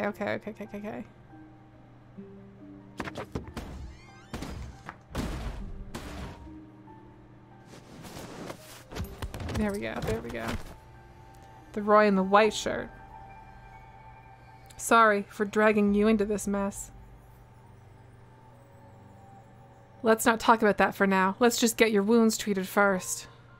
My eyes locked onto the imposter, whose face betrayed a mix of vigilance and wariness. Who are you? Why do you bear such an uncanny resemblance to Roy? What are you up to? The imposter looked as if he's hurt by my bitter tone. Why him? We look the same, and I care for you, just the same amount as him. This is what happened with the Larrys, too. And arguably the Geralds, the two Geralds, they also, like, quote-unquote cared about me. Roy is a forensic doctor. He doesn't wear cologne, let alone believe in the supernatural. What?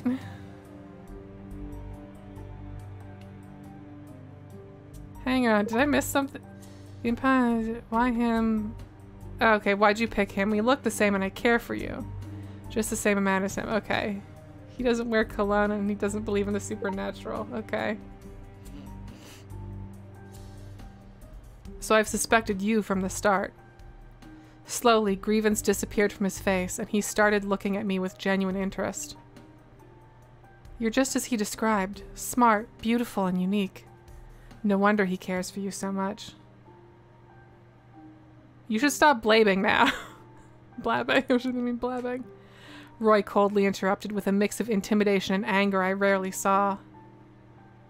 An ultimatum. Go back to your place. No need to boot me out just yet. Ain't you curious about your alter ego in the other world? Oh my god, it's a dimensional thing. It's dimensions. Okay. Ain't you curious? He says ain't. The other world? Exactly. A perfect world.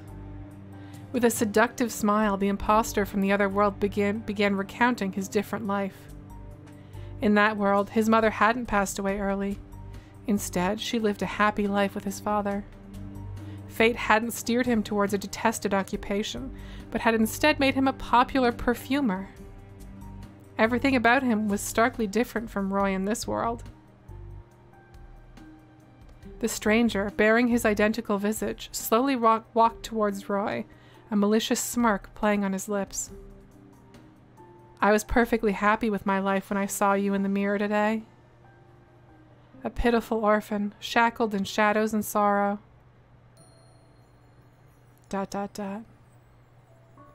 When I read your mind, I couldn't help wondering. Does the one you hold so dear in your heart also care about you? Or it can be any other guy. Shut up, says original Roy. Roy erupted with fury after a long silence, his pale face contorted with rage and desperation. You're not welcome in my world. Go away now. Are you sure? You suffer all alone here. That world has all the happiness you desire. If I give you the chance to live a different life, would you take it? Yeah, I didn't know Roy's mom had died. I thought it was his brother. The complete and mellow world from the other side tempted Roy like a sweet candy. It was an irresistibly fatal temptation to have the deepest wounds and regrets remedied. What now? Have you decided yet? I nervously looked at Roy, knowing he was facing a tough choice. Is the other world like a world where I'm dead or something, though, right? Like, there's gonna be a catch. There's gonna be some, like, horrible twist. But could there really be such a thing as a miraculous life exchange? If it's so good over there, why does he want to switch? Roy stayed silent for a while as if he'd finally made a decision, so composed and resolved. So, how? The other Roy squinted with interest, a playful smile appearing on his lips. I didn't know why Roy made such a decision, but I knew he had his reasons. Not knowing how to travel through time, Roy suggested researching in the books first. What? The other guy did it. Just do what he did. As I browsed through the books as patiently as I could, the fragrant guy slowly approached. Miss Designer, can I ask you some questions? If you can't read, I can teach you, says normal Roy, OG Roy. Roy raised his head from the books and glanced over coldly. His counterpart wasn't offended at all, and even got closer, with a growing smile on his lips. Who would you prefer to have stay with you? Me or him? You're creepy. What's wrong with him? Why is he asking me this? I awkwardly glanced at Roy, only to find his already cold face even colder. Oh. But after thinking about it, I still answered him. The one being gentle with me. What? Huh? He grinned with satisfaction while Roy grew gloomier all by himself. What? He's even turning the pages faster. Roy must be planning on sending the fake one away. Holding back my laughter, I continued playing along. The priority now was to find a way to send this uninvited guest away. Huh? Okay, we're assuming that? Why? I thought it over, put down my book, and walked to Roy. Roy, I have some ideas on how to travel back in time.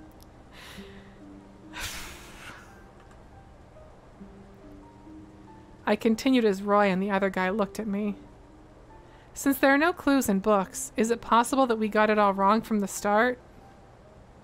I thought we were at the start. Instead of similar material exchange in the books, can it be done another way? What? For example, some kind of telepathy? What are you talking about? I don't even know what they're trying to do. Are they trying to go back in time? Are they trying to go to a different dimension? What is it? Like, I don't... What do you mean?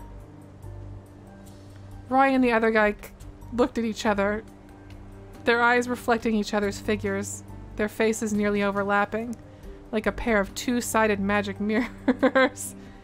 Like a pair of two-sided magic mirrors. I don't know what that means either. You might happen to feel each other's existence, and then the time travel passage was activated. What? If that's the case, then the key to going back should be about you guys as well. I looked back and forth between them, my mind racing with all kinds of possibilities. I have a plan for you guys to try.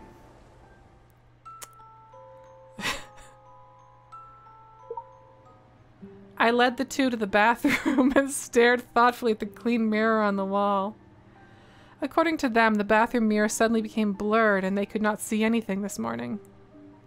When they tried to wipe it, their arms were pulled by a very strong force from within the mirror. Roy managed to break free, but that otherworldly traveler was brought over here. I went through all the details and restored the scene to see if I could find any clues. I need you to recall what you were thinking or what you were doing back then. Was there any special sound around, or did you see anything strange? To my patient guidance and prompts, they seemed to be brought back to the scene. At the same time, fine fog emerged from nowhere and surrounded us. The mirror in front of me gradually went hazy and then disappeared from sight. It's time. I forcefully pushed the other Roy to where the mirror disappeared. After a clash, the mirror reappeared in my sight and turned into fragments. Kind of a low-res ping file there. The passageway to the other world was not fully open, as the uninvited guest was still here. Leaning on that shattered mirror, he looked broken and messed up, blood dripping down his pale face. He looked broken and messed up. Like an abandoned puppy. Oh my god. He looked at me with trepidation and sadness in his eyes. Okay, suddenly it's really sad and I feel bad for him. Why did you do that? Were you lying to me all along? Aren't you the one lying all the time? I steadied my eyes on him and called out his lies one by one. You tricked me into coming here first, and then you made up a world where your parents were alive and well. Oh, okay. Wait a minute. That world doesn't exist at all. You just made it up to confuse Roy. What? Is he a robot then? But no, the mirror thing. That did happen, but instead of an exchange of life, you want to take everything he has in this world. So, you never believed me at all? Yeah, there's a price on everything, and I don't believe in any unfair deals. So, is he just like a sadder Roy? He's like sad in the same ways, but he just like became bad about it? If that world is so... Okay. If that world is so wonderful, how could you willingly give it away to Roy? I'm asking. When I finished, the guy finally put away the pitiful look he was faking. Oh, okay. He's faking it. He got me. And when he looked up again, I saw a meaningful, cunning smile on his face. I was surprised that you observed it, and you're smarter than I thought. Roy from the other world slowly turned his gaze towards me, with thin eyebrows slightly raised. Intriguing. You are obviously obsessed too, yet you see through complications and lies. Obsessed? Like with Roy? He stared deep into my eyes as darkness and madness grew on his face. Get away from this world of pain. Let's fall into the dark and void space together. What? How have we not... We're only now gonna get that card, aren't we? Like, have we not gotten the card at all so far? The moment I was grabbed, all my blood froze and I could hardly breathe. I became cold. Darkness enveloped me, corroding light and warmth bit by bit. So this was the other world? Lonely, empty, dark and quiet, like an eternal prison. When I was about to pass out, a hand firmly grabbed me, defending me against the force. Don't be afraid. I won't let him take you away. Hold on to my hand. Inhaling sharply, I finally returned to the real world, panting desperately. Roy held me in his arms. His clear gaze betrayed fear and nervousness after the chaos. How are you? Everything all right? Yeah, I'm fine. I held Roy's hand reassuringly, only to see a deep and piercing crimson wound on his palm. Roy, you... Don't worry about the wound. You're okay. That's what matters. Roy hid me behind him and looked again at the identical one in front of the shattered mirror. He lowered his head to wipe blood on the brow and looked up with an unruly smile at the other one who's bleeding from the head. Okay. My bet was right. You can't let go of her. No wonder those temptations failed. You were deliberately hiding your real thoughts, even from yourself. The other Roy shouted hysterically and pounced over like a fierce beast. Okay, here we're gonna get the card art. Roy dashed in front of me, grabbing him by the neck and pushing him back into the mirror with all the strength. Oh wait, so the one who's... Roy dashed in front of me, grabbing him by the neck and pushing him back to the mirror with all the strength. So the one who's getting pinned is the bad Roy? I thought it was the opposite. Oh, okay. Okay, yeah. Okay, this makes sense. But apparently the guy had expected the move. He rolled over, pressed Roy under him, and pushed him into the mirror. I'm glad I read that body language correctly. I thought his belt was undone for a second. Because there's this, like, bit here. See, I have enough of this barren, dark, and bottomless cage inside you. That's not what either of them are wearing, is it?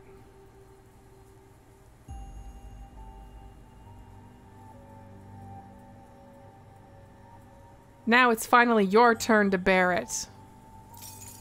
The shattered mirror devoured Roy little by little like a deep spring. Roy, don't come over. I won't let him have his way. There is no way out. Now that I know all your secrets, I am your perfect substitute.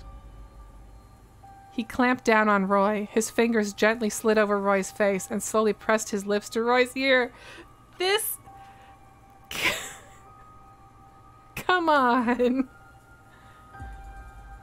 Say goodbye, since we are going to live different lives from now on.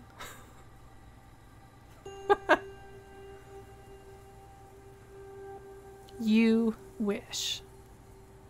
Roy forced out his response, his eyes flaming with unyielding anger. I'm not going to give up my hard-earned life to you. Roy gripped his shoulders. With trembling fingers and all the might, Roy shook him off. Before his counterpart could react, Roy rolled over and pushed him into the world of the mirror. Oh, okay. When the figure disappeared, the shattered mirror restored like a magic, leaving only a crack. It was dead quiet, as if nothing had happened. Okay, I'm excited to see how that one wraps up interpersonally between, I guess, the good Roy and YN. I wonder if they're going to do like an or is it kind of thing, a kind of twist. Oh. Anyway, puppy adventure. Puppy coins.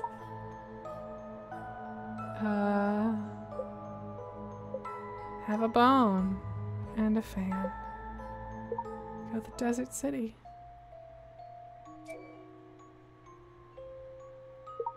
Oh boy. Sea salt dream. What is with all the denim in this set of things? It's too much. It is too much for me, thank you.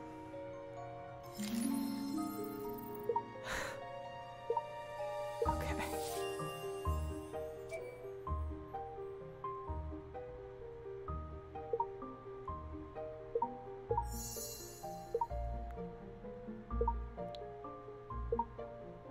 Just gonna do this real quick, because this is how we get the stuff to level up the guys.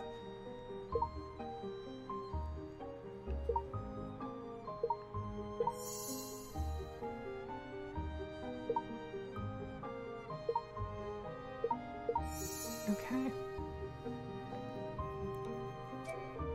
Oh boy, okay. That was a pretty confusing one. It's hard to write action, and even harder when you can only depict it through very still scenes. Good news though, I have frozen Coke, so we can continue with the actual story of this game, because nothing that we have done for the past almost 2 hours has had anything to do with it. Okay.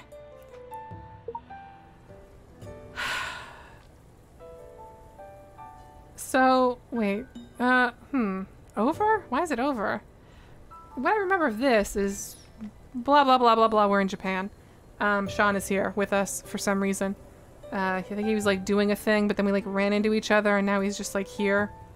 There was a case that our sister was working on for someone. We're following up on it. We showed up at this house. There's this mean lady. They're rich. Her son gets stabbed. Oh right, there's the guy, the butler. The butler did it. You know how it is. The butler like faked getting beaten up, but then he was like, his like wrist was fucked up sort of, but then there's like a video of him saving a girl who fell off a bridge. Coincidentally, which proved that he wasn't at the hospital getting his wrist fixed, which makes sense because his wrist cast was really fake looking. Then, oh, right, there was a videotape with a ghost on it, but it wasn't a ghost. He hacked the videotape to have a ghost on it.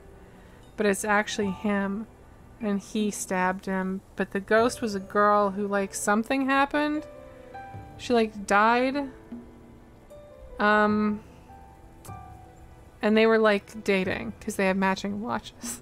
They had matching engraved watches. I think that's really the heart of it. I think that's... We're still missing some pieces. I don't know that we're ready to say that this beautiful but poignant journey is over and we're coming back to reality. I have discovered his secret and pain, and I have to uncover it myself. Alright, we have to mind palace him. How can I help, Miss Detective? You are stuck in the past where you and Yukiko were still affectionate lovers. You hate Makoto because he destroyed her. You, like, hit her with a car or something, I think. I don't really remember that. What happened there? Info? Okay, hang on. We've got info here.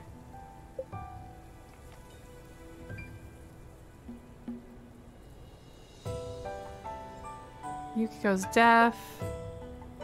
Makoto. Curtain, surveillance camera, courtyard gate, surveillance footage, jigsaw puzzle.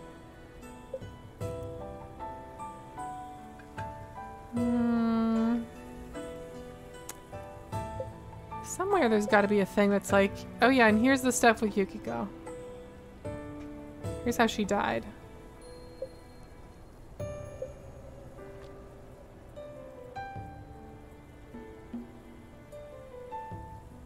Okay, well, she's dead. That's just true.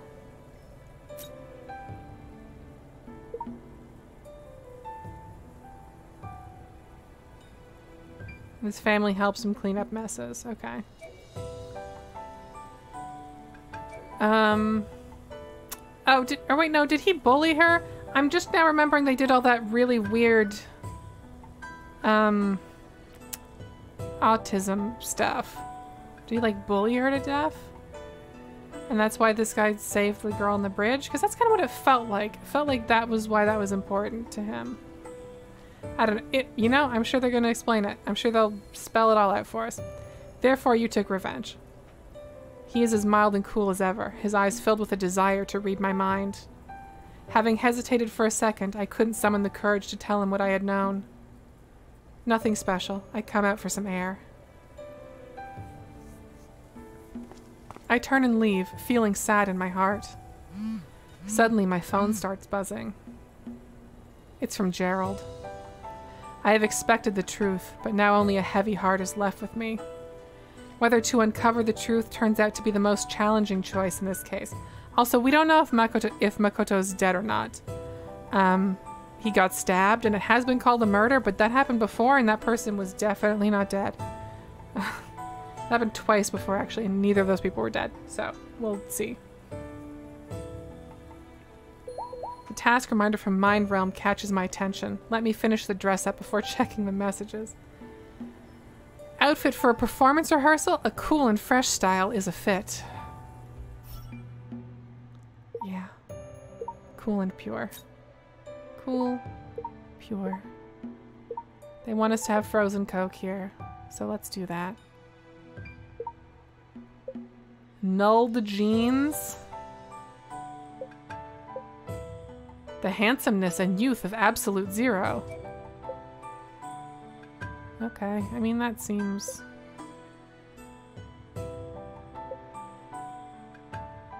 This seems like what they want.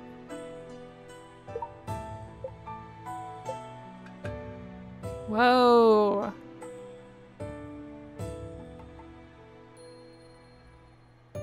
That's really silly, but also, what if I just... What if? You know, what if? We're gonna have a doll leg under there just for us to know about. Some running shoes.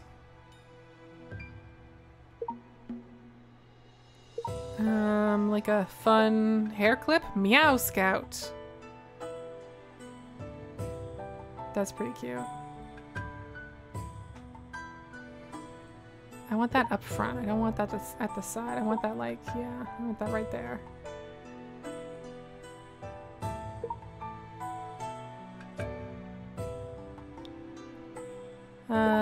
Face. Gold mask.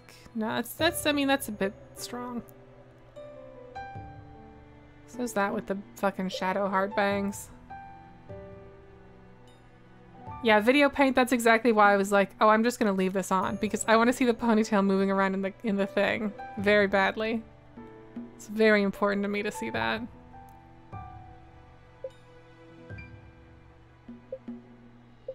Cat earrings, done. Dog necklace?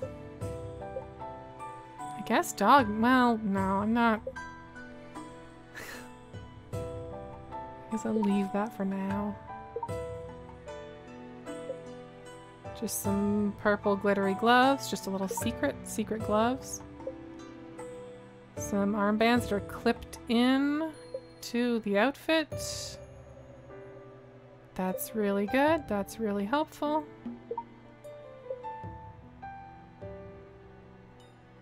Handheld skateboard.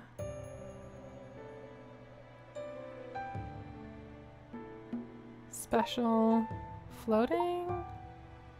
Oh, that's, well, no, that's fine. We don't need that. We're fine without that.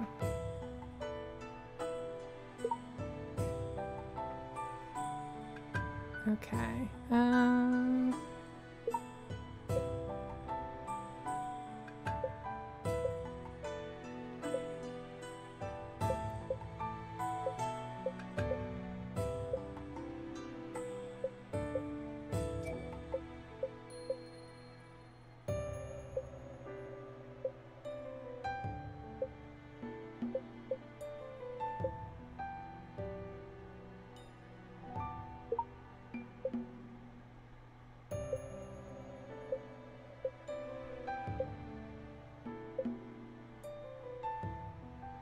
Maybe a little eyeliner.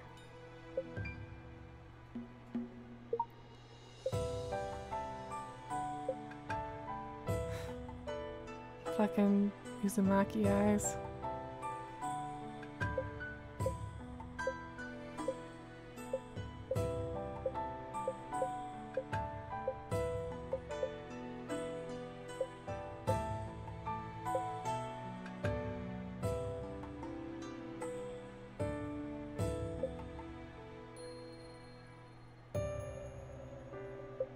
God, all of these eyes are just so intense.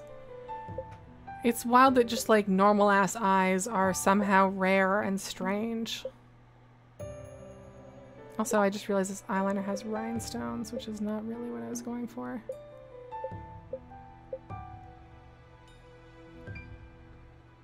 Okay, this is fine.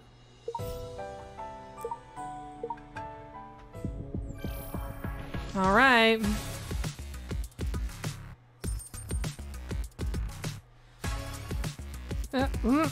Okay, it's kind of animating. It's moving. It's very funny when she's lifting off the floor and the hair is still dripping. I'm glad it was this sequence.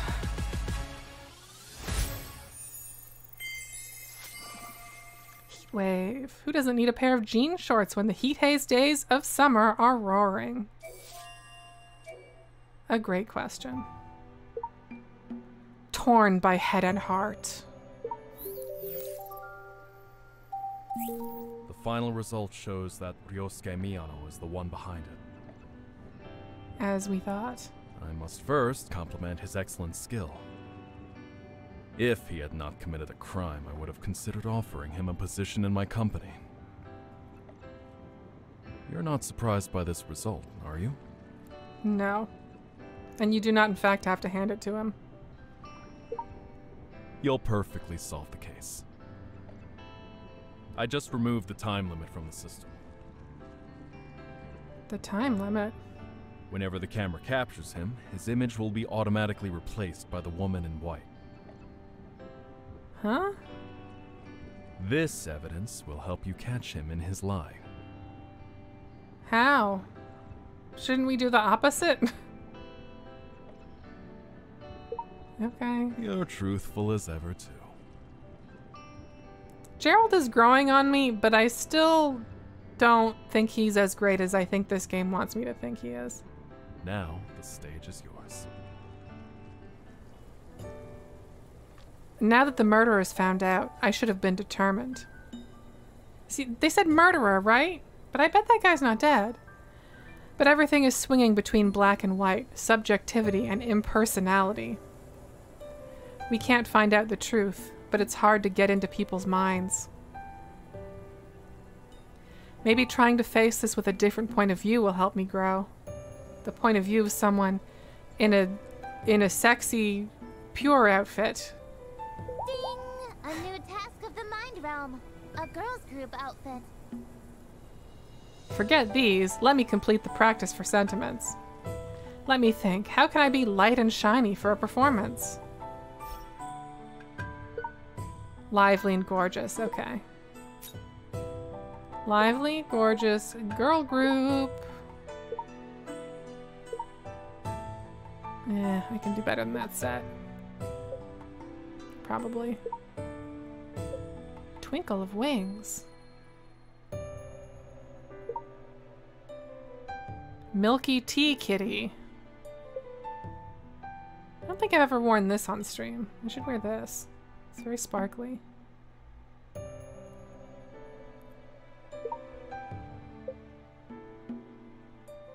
It is kind of a mess of a look, though.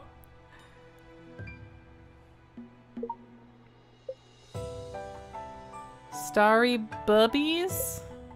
Bubbles. The peach-flavored sparkling water sparkles with pink color. Cool.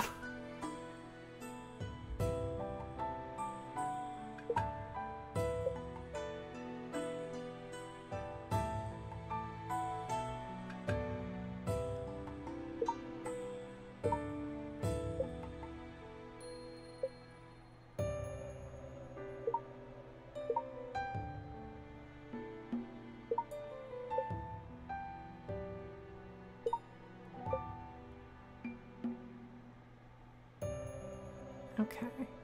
I wonder if I can dye the pants to make them a little bit. Oh, guess what?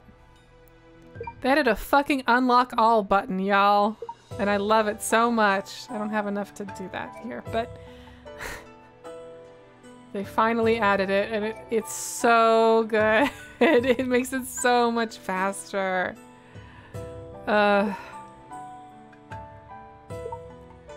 Die. Okay. I cannot unlock these all. Alright, I think...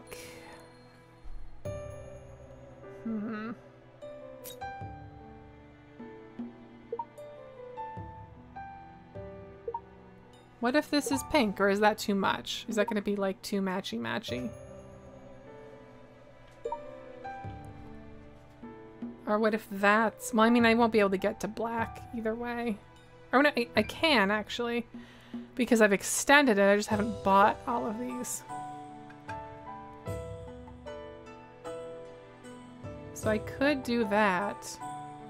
Actually, wait. If I have... I already have a free black color because of this. So I actually don't need to use another one.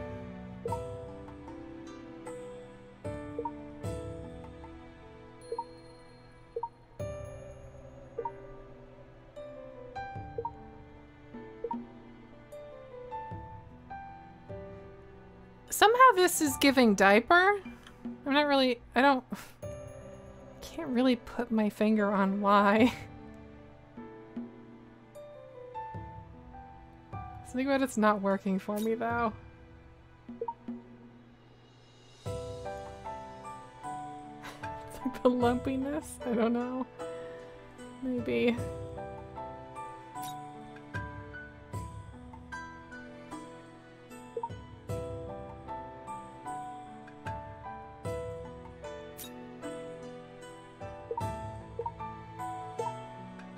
Maybe if I just make this part pink.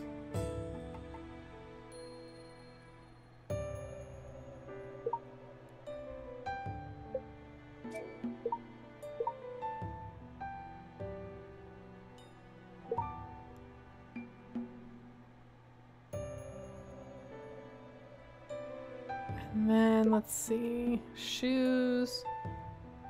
I was hoping I could change that blue piece, but I don't think I can.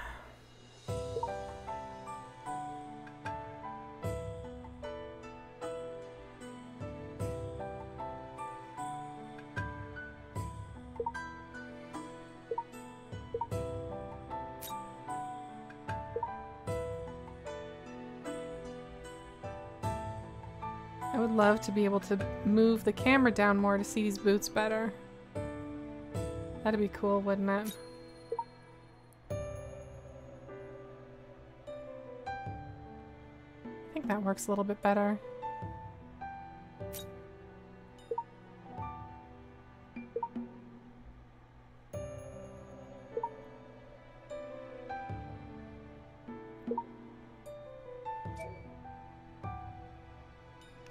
Yeah, also the holding her arms up thing is not great, but they're doing that because they do that when the skirt volume or... No, I think it's because of the sweater. I think the shirt being bulky makes them stick their arms out like that. It's kind of goofy. Okay, let's take out girl group and see if we can zhuzh this up a little more. I forgot this hair is called Porcelain Prisoner. I think it's because it's from that. It's from the goddess thing.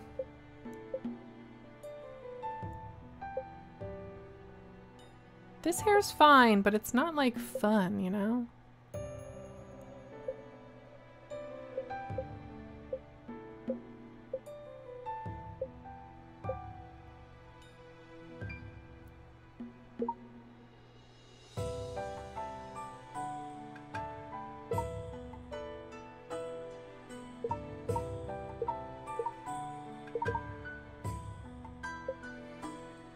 I bet... Oof, yeah, this one's expensive to unlock different colors on it. Which is sort of a shame.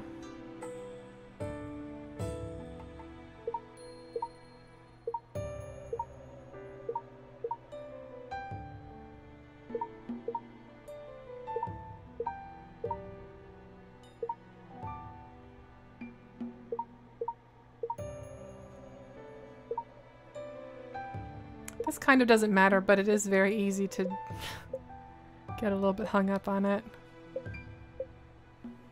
Oh, that's too much. That's way too much.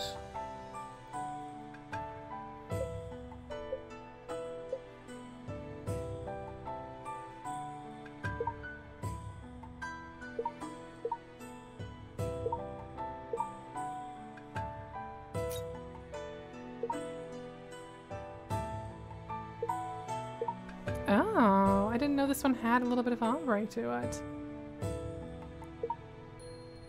I had no idea.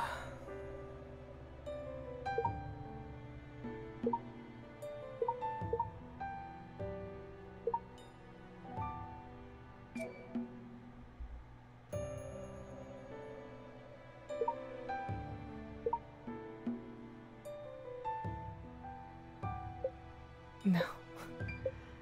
No. No crown. That's... I don't want to bother dyeing that to make it fit. Cat ears? Laser cat ears? They're like so far off of her head, it's wild. A little nurse hat.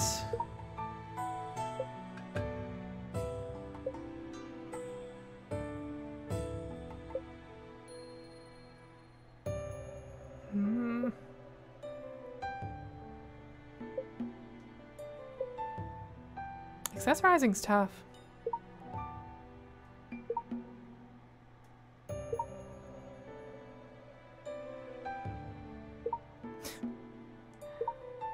Whatever, that's fine.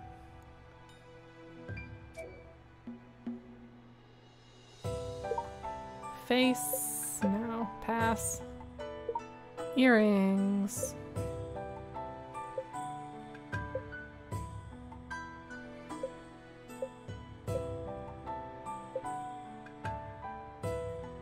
These all look kind of weird with this hair. Unless I'm imagining that, but they feel strange. It all feels very strange. Maybe those. Necklace is taken care of. Night hunt. Cannot see it. It is invisible.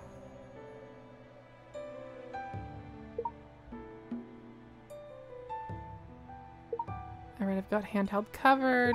Back. Get those laser wings in the pic. Yeah, it's fine without those. Special. Anklet. Yeah, it's a bit tacky. It's a bit much. Crossbody. Floating. Bring the little teacup rabbits out. Tattoo. Oh, tattoo's fun. Can I have a tattoo?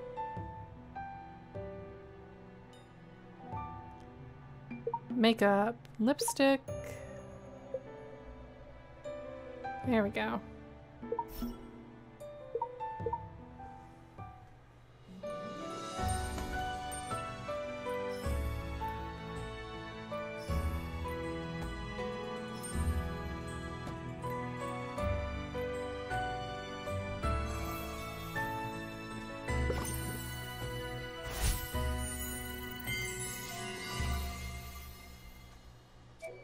The hair clip was a mistake. It's fine, but... It's fine, but it's annoying. That's all. Sudden clearing of heart.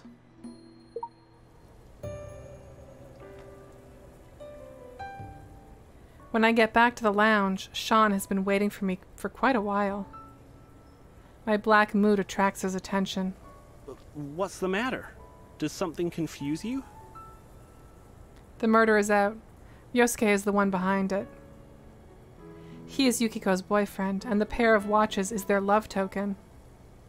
He believes Makoto led to her death, and the attack is his final revenge. I don't feel better getting the truth, and I don't know what I should do next. The answer is right in your heart to be discovered. Thanks. Look, what do you do when one gets justice by violence? It really depends on the situation. I have no idea. It's fine. Unlike laws and rules, people can't stay absolutely even-handed to evaluate things. Sometimes a perpetrator is a victim, and vice versa. So true. If you aim at justice, the case won't be distressing anymore. You've lost me again. What is justice? It depends. What's your answer? Oh my god.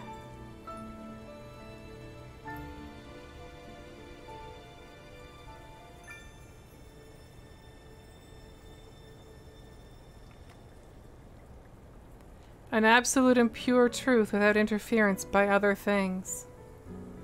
See? You've already got the answer.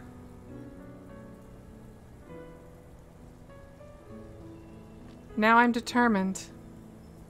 Then I started sorting out clues for identifying the culprit. After that, I received a styling message from Wana. For a school dance, a sweet and aloof look should be charming. Shout out Juke Biscuit for subscribing with Prime Gaming. 12 months. That's a whole ass year. Congratulations. Sweet and sexy. Sexy is aloof. That's the same thing.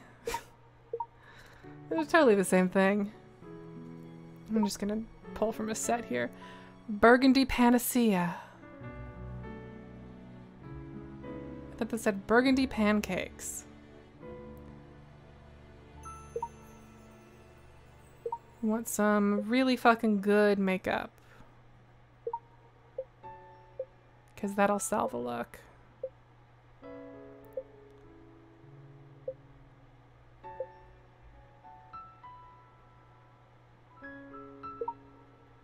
Some eyelashes. Then we'll get some blush. And then some contact lenses.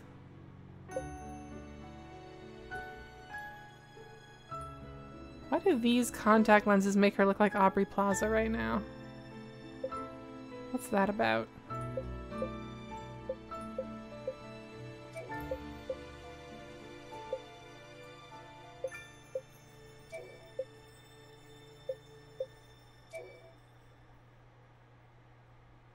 And the most important step, the lipstick.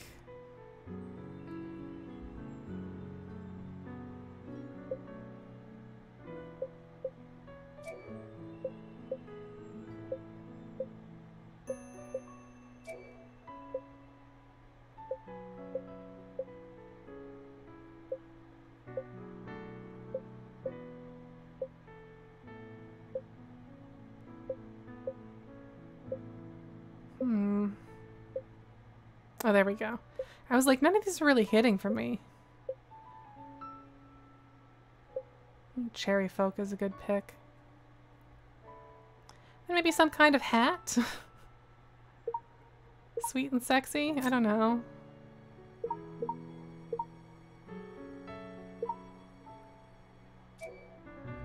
Oh, whoops. There we go. Sweet and sexy, search, accessories, hat. It's like a fun school dance hat. Just some broken glass, just broken glass in your hair. That's a hat. I don't think I want a hat though, I take it back. Put this stupid thing up there again. Sure, why not? Can give her those little dimply piercings. That's cute. Necklace is good. Earrings are good. Handheld. What do we got? Big ol' needle. Back. We give her a tail. Cat tail. School dance cat tail. And obviously a tattoo. A big golden tattoo. And some little ankle ruffles.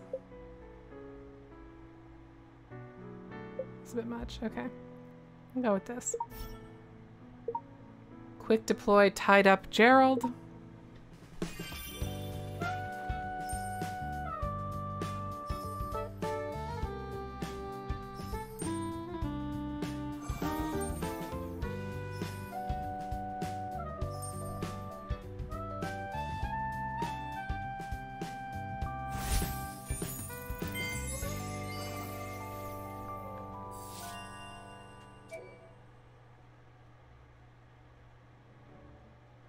Miss, Whoa. are you getting us around It just and jumped me right publishing in. the result? Yes, I've known who's behind the case. What do you mean? You arrested that woman. Where is she? Ma'am, Yukiko Sakurai passed away 4 years ago. How could she attack your son? Her presence is a trick to confuse us. And the culprit is... Aya Matsumoto the whole time. It was the designer lady. Lock suspect. Confirm murderer. It's not murder. He didn't murder. As far as we know. It's you, Ryosuke Miyano. You pretended to be Yukiko Sakurai and attacked Makoto Takeda. Pressure 67%. Ryosuke. No way. The conflict music is good. Regrettably, it's really good. I can't believe it was him. Your joke is not funny at all, Miss Detective. How could I commit the crime with my fractured hand? You can ask police officers. You are didn't wasting fracture our your time hand. with your unstable accusation. You are a liar. You were healthy when the crime happened. You faked it afterward to deceive the officers. I faked it? Did you see it with your own eyes? It's an unproved inference. What should I do next? Tell the truth. He was on the bridge with the thing.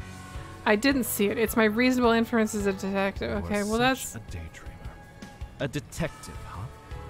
How are you different from a libeler? Miss, you must get evidence to support the your bridge interference. thing. We have it. It's the thing. No valid evidence, no valid accusation. I slipped up. Easy. Don't let him No, I lead you know. astray. Come on. We just need to prove that he was healthy before the crime and fully capable. Yeah, we can. We've done it. Got it. Mr. Officer, he has been beating around the bush. He was not injured before the attack. Please don't buy his story. I have evidence. Proof positive. It's the bridge thing. The evidence used to prove Yosuke was not injured before the case is hot news video. What's this? A video from the trending topics today. It was shot 2 hours before the attack, when you should have been in the hospital.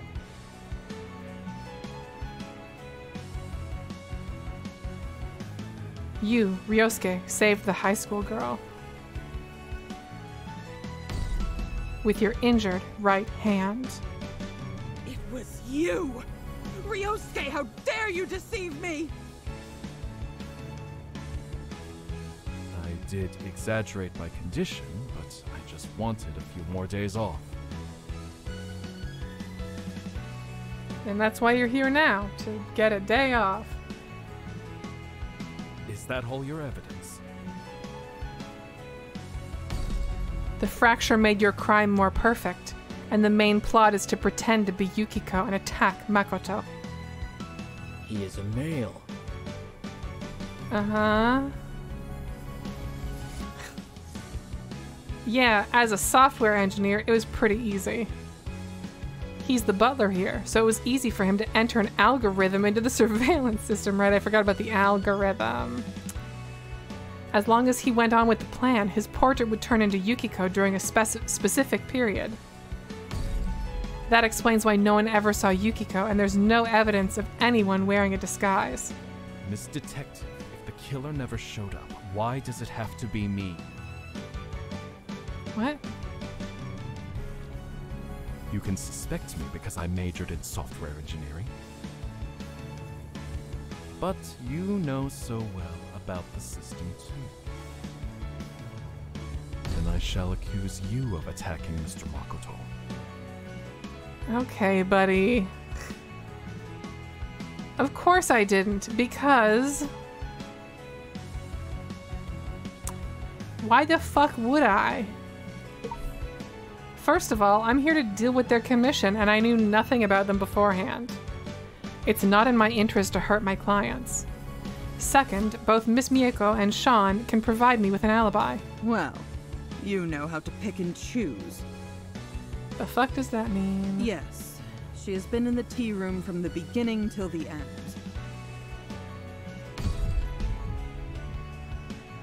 Oh, we're nudging up on 90% pressure. This is why we aren't suspected. On top of that, we're here to protect Makoto and arrest the cult. Your words don't make sense. How can you be so sure? Makoto's case would hit the front page. It's a chance for a nobody like you to make a name. I'm doing fine. You were more eager. I'm already for a the famous case than any influencer, else. and he's a pop star, so... You did it yourself. An alibi proves nothing. Your little robot stuff can help you with anything.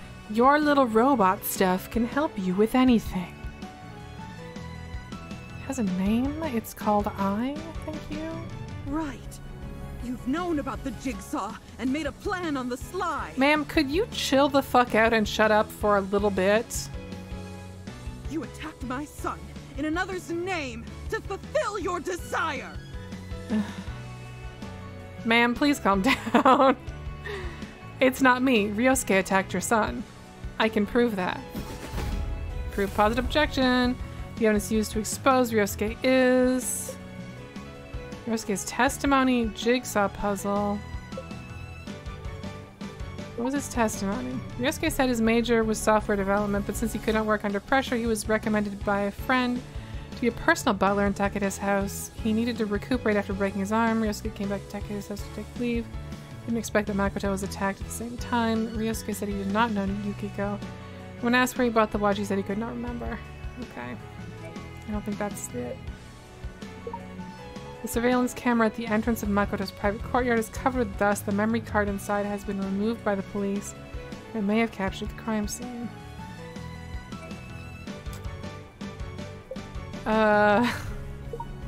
While handling the agency's cold commissions, the mysterious jigsaw puzzle was found in commission number 145. The client's Mieko Takeda. Right, it's courtyard, and then on the back, Makoto Takeda 714.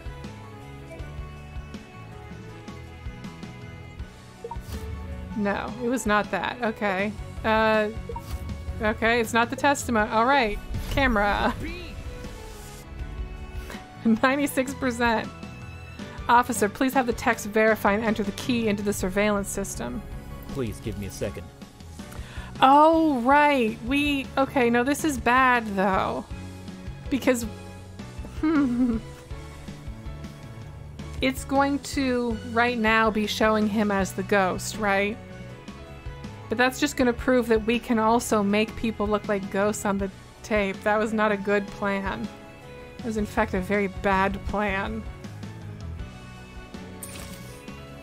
Ryosuke's image turns into Yukiko on the screen after the key has been entered.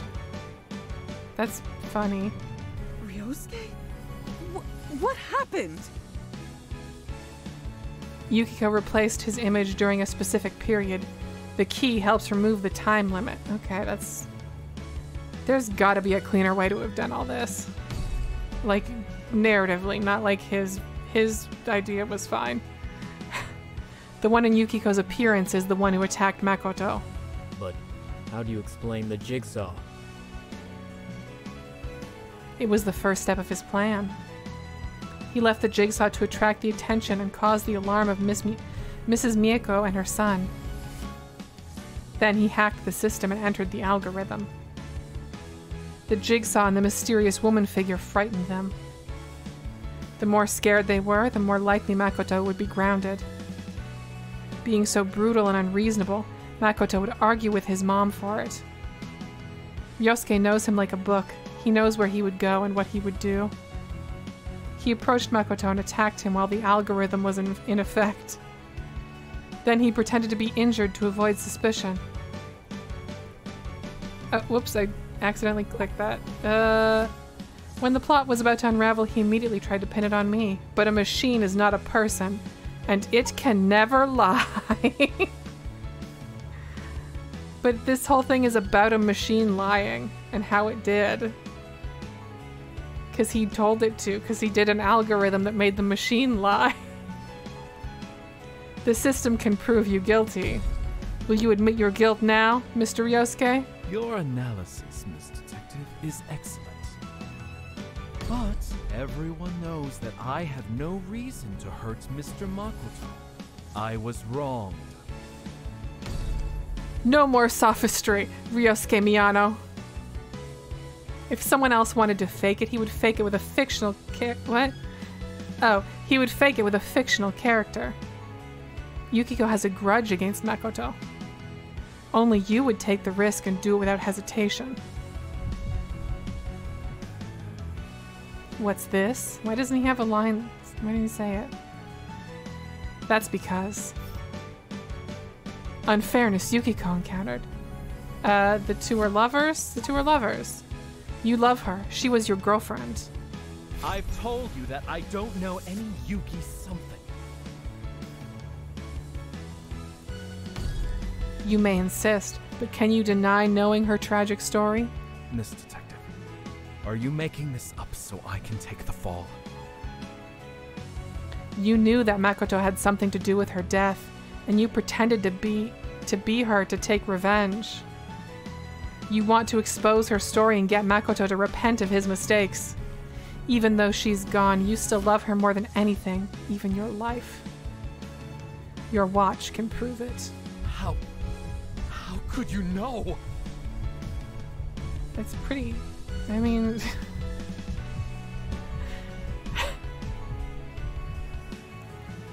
The pair of watches was tailored 4 years ago, and you had your names engraved on them. She keeps one, and you wear the other. Mr. Ryosuke, can you take off your watch? I won't lie. Now that it's all over. Detective, I plead guilty to all of your charges. Damn. Oh, we get meow. Meow what? I need a... I need a drink.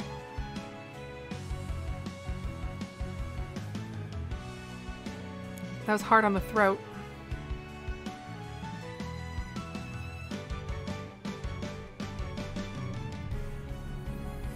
Okay. Oh, I need a Azure butterfly for this, which I do not have. Maybe never mind then. Oh yeah, where do these shoes even come from? Oh, hard mode. Okay, of course, right. Naturally.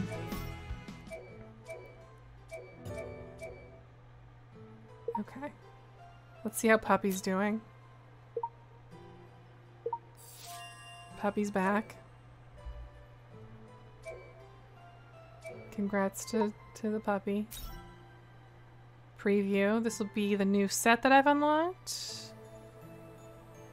Right? It's here somewhere. Here we go. Clear story 10-1 to unlock. Make fashion outfit chapter 7 and continue your story quest.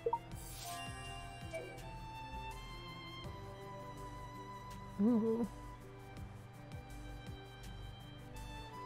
So many comfy looking sweaters in this game.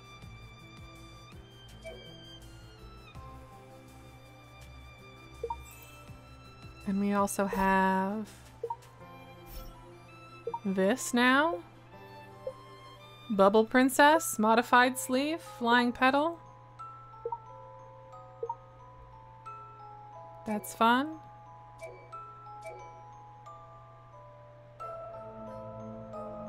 Okay, let's see if we have...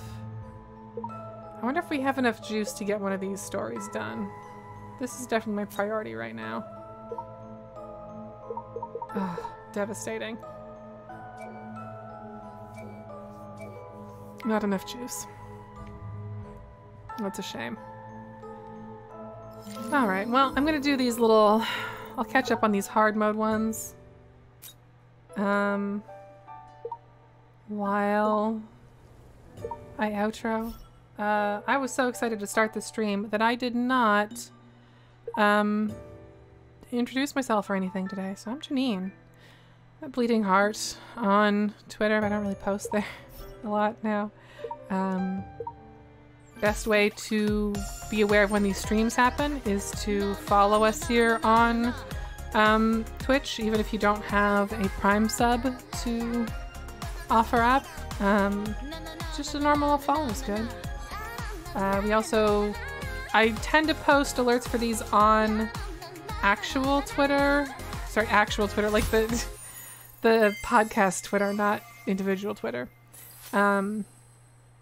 Which is Friends at the Table. Or Friends _ Table? I think we're Friends at the Table on Twitch. Or on Twitter. I don't know. Evidently, I don't know.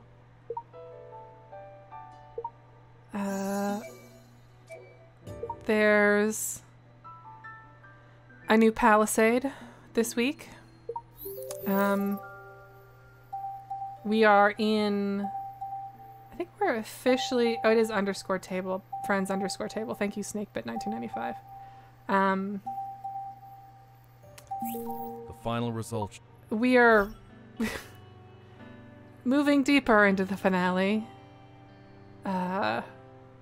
which the second part of the finale.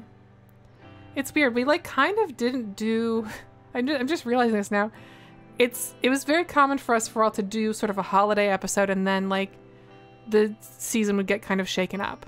And I'm realizing we didn't really do a holiday episode this year, but the finale has kind of had that arc where like the finale episode or the finale like string of episodes were Questlandia, 2E, and then there's a bridge game and then another game, and that's it's sort of funny that we've got there in a roundabout way. It's a pretty big finale, but hopefully it ends up in some interesting places. I think I'm pretty happy with how it's gone so far. Yeah, that's a good point. Songfiel also kind of didn't have a holiday kind of special thing. Yeah. I feel like it did kind of have that break and pivot though with Virtue. Yeah. Gosh, what else? There've been a bunch of streams lately. Austin streamed some Etrian Odyssey last week and also some Final Fantasy XI. He's like deep in the Final Fantasy XI business, which is really nice and good because I never played that game, so experiencing it vicariously is ideal. Oh right, yeah, Snakebit, the Blade Runner game when we got to the city. That was, yeah, you're not wrong. That was special, certainly. Yeah.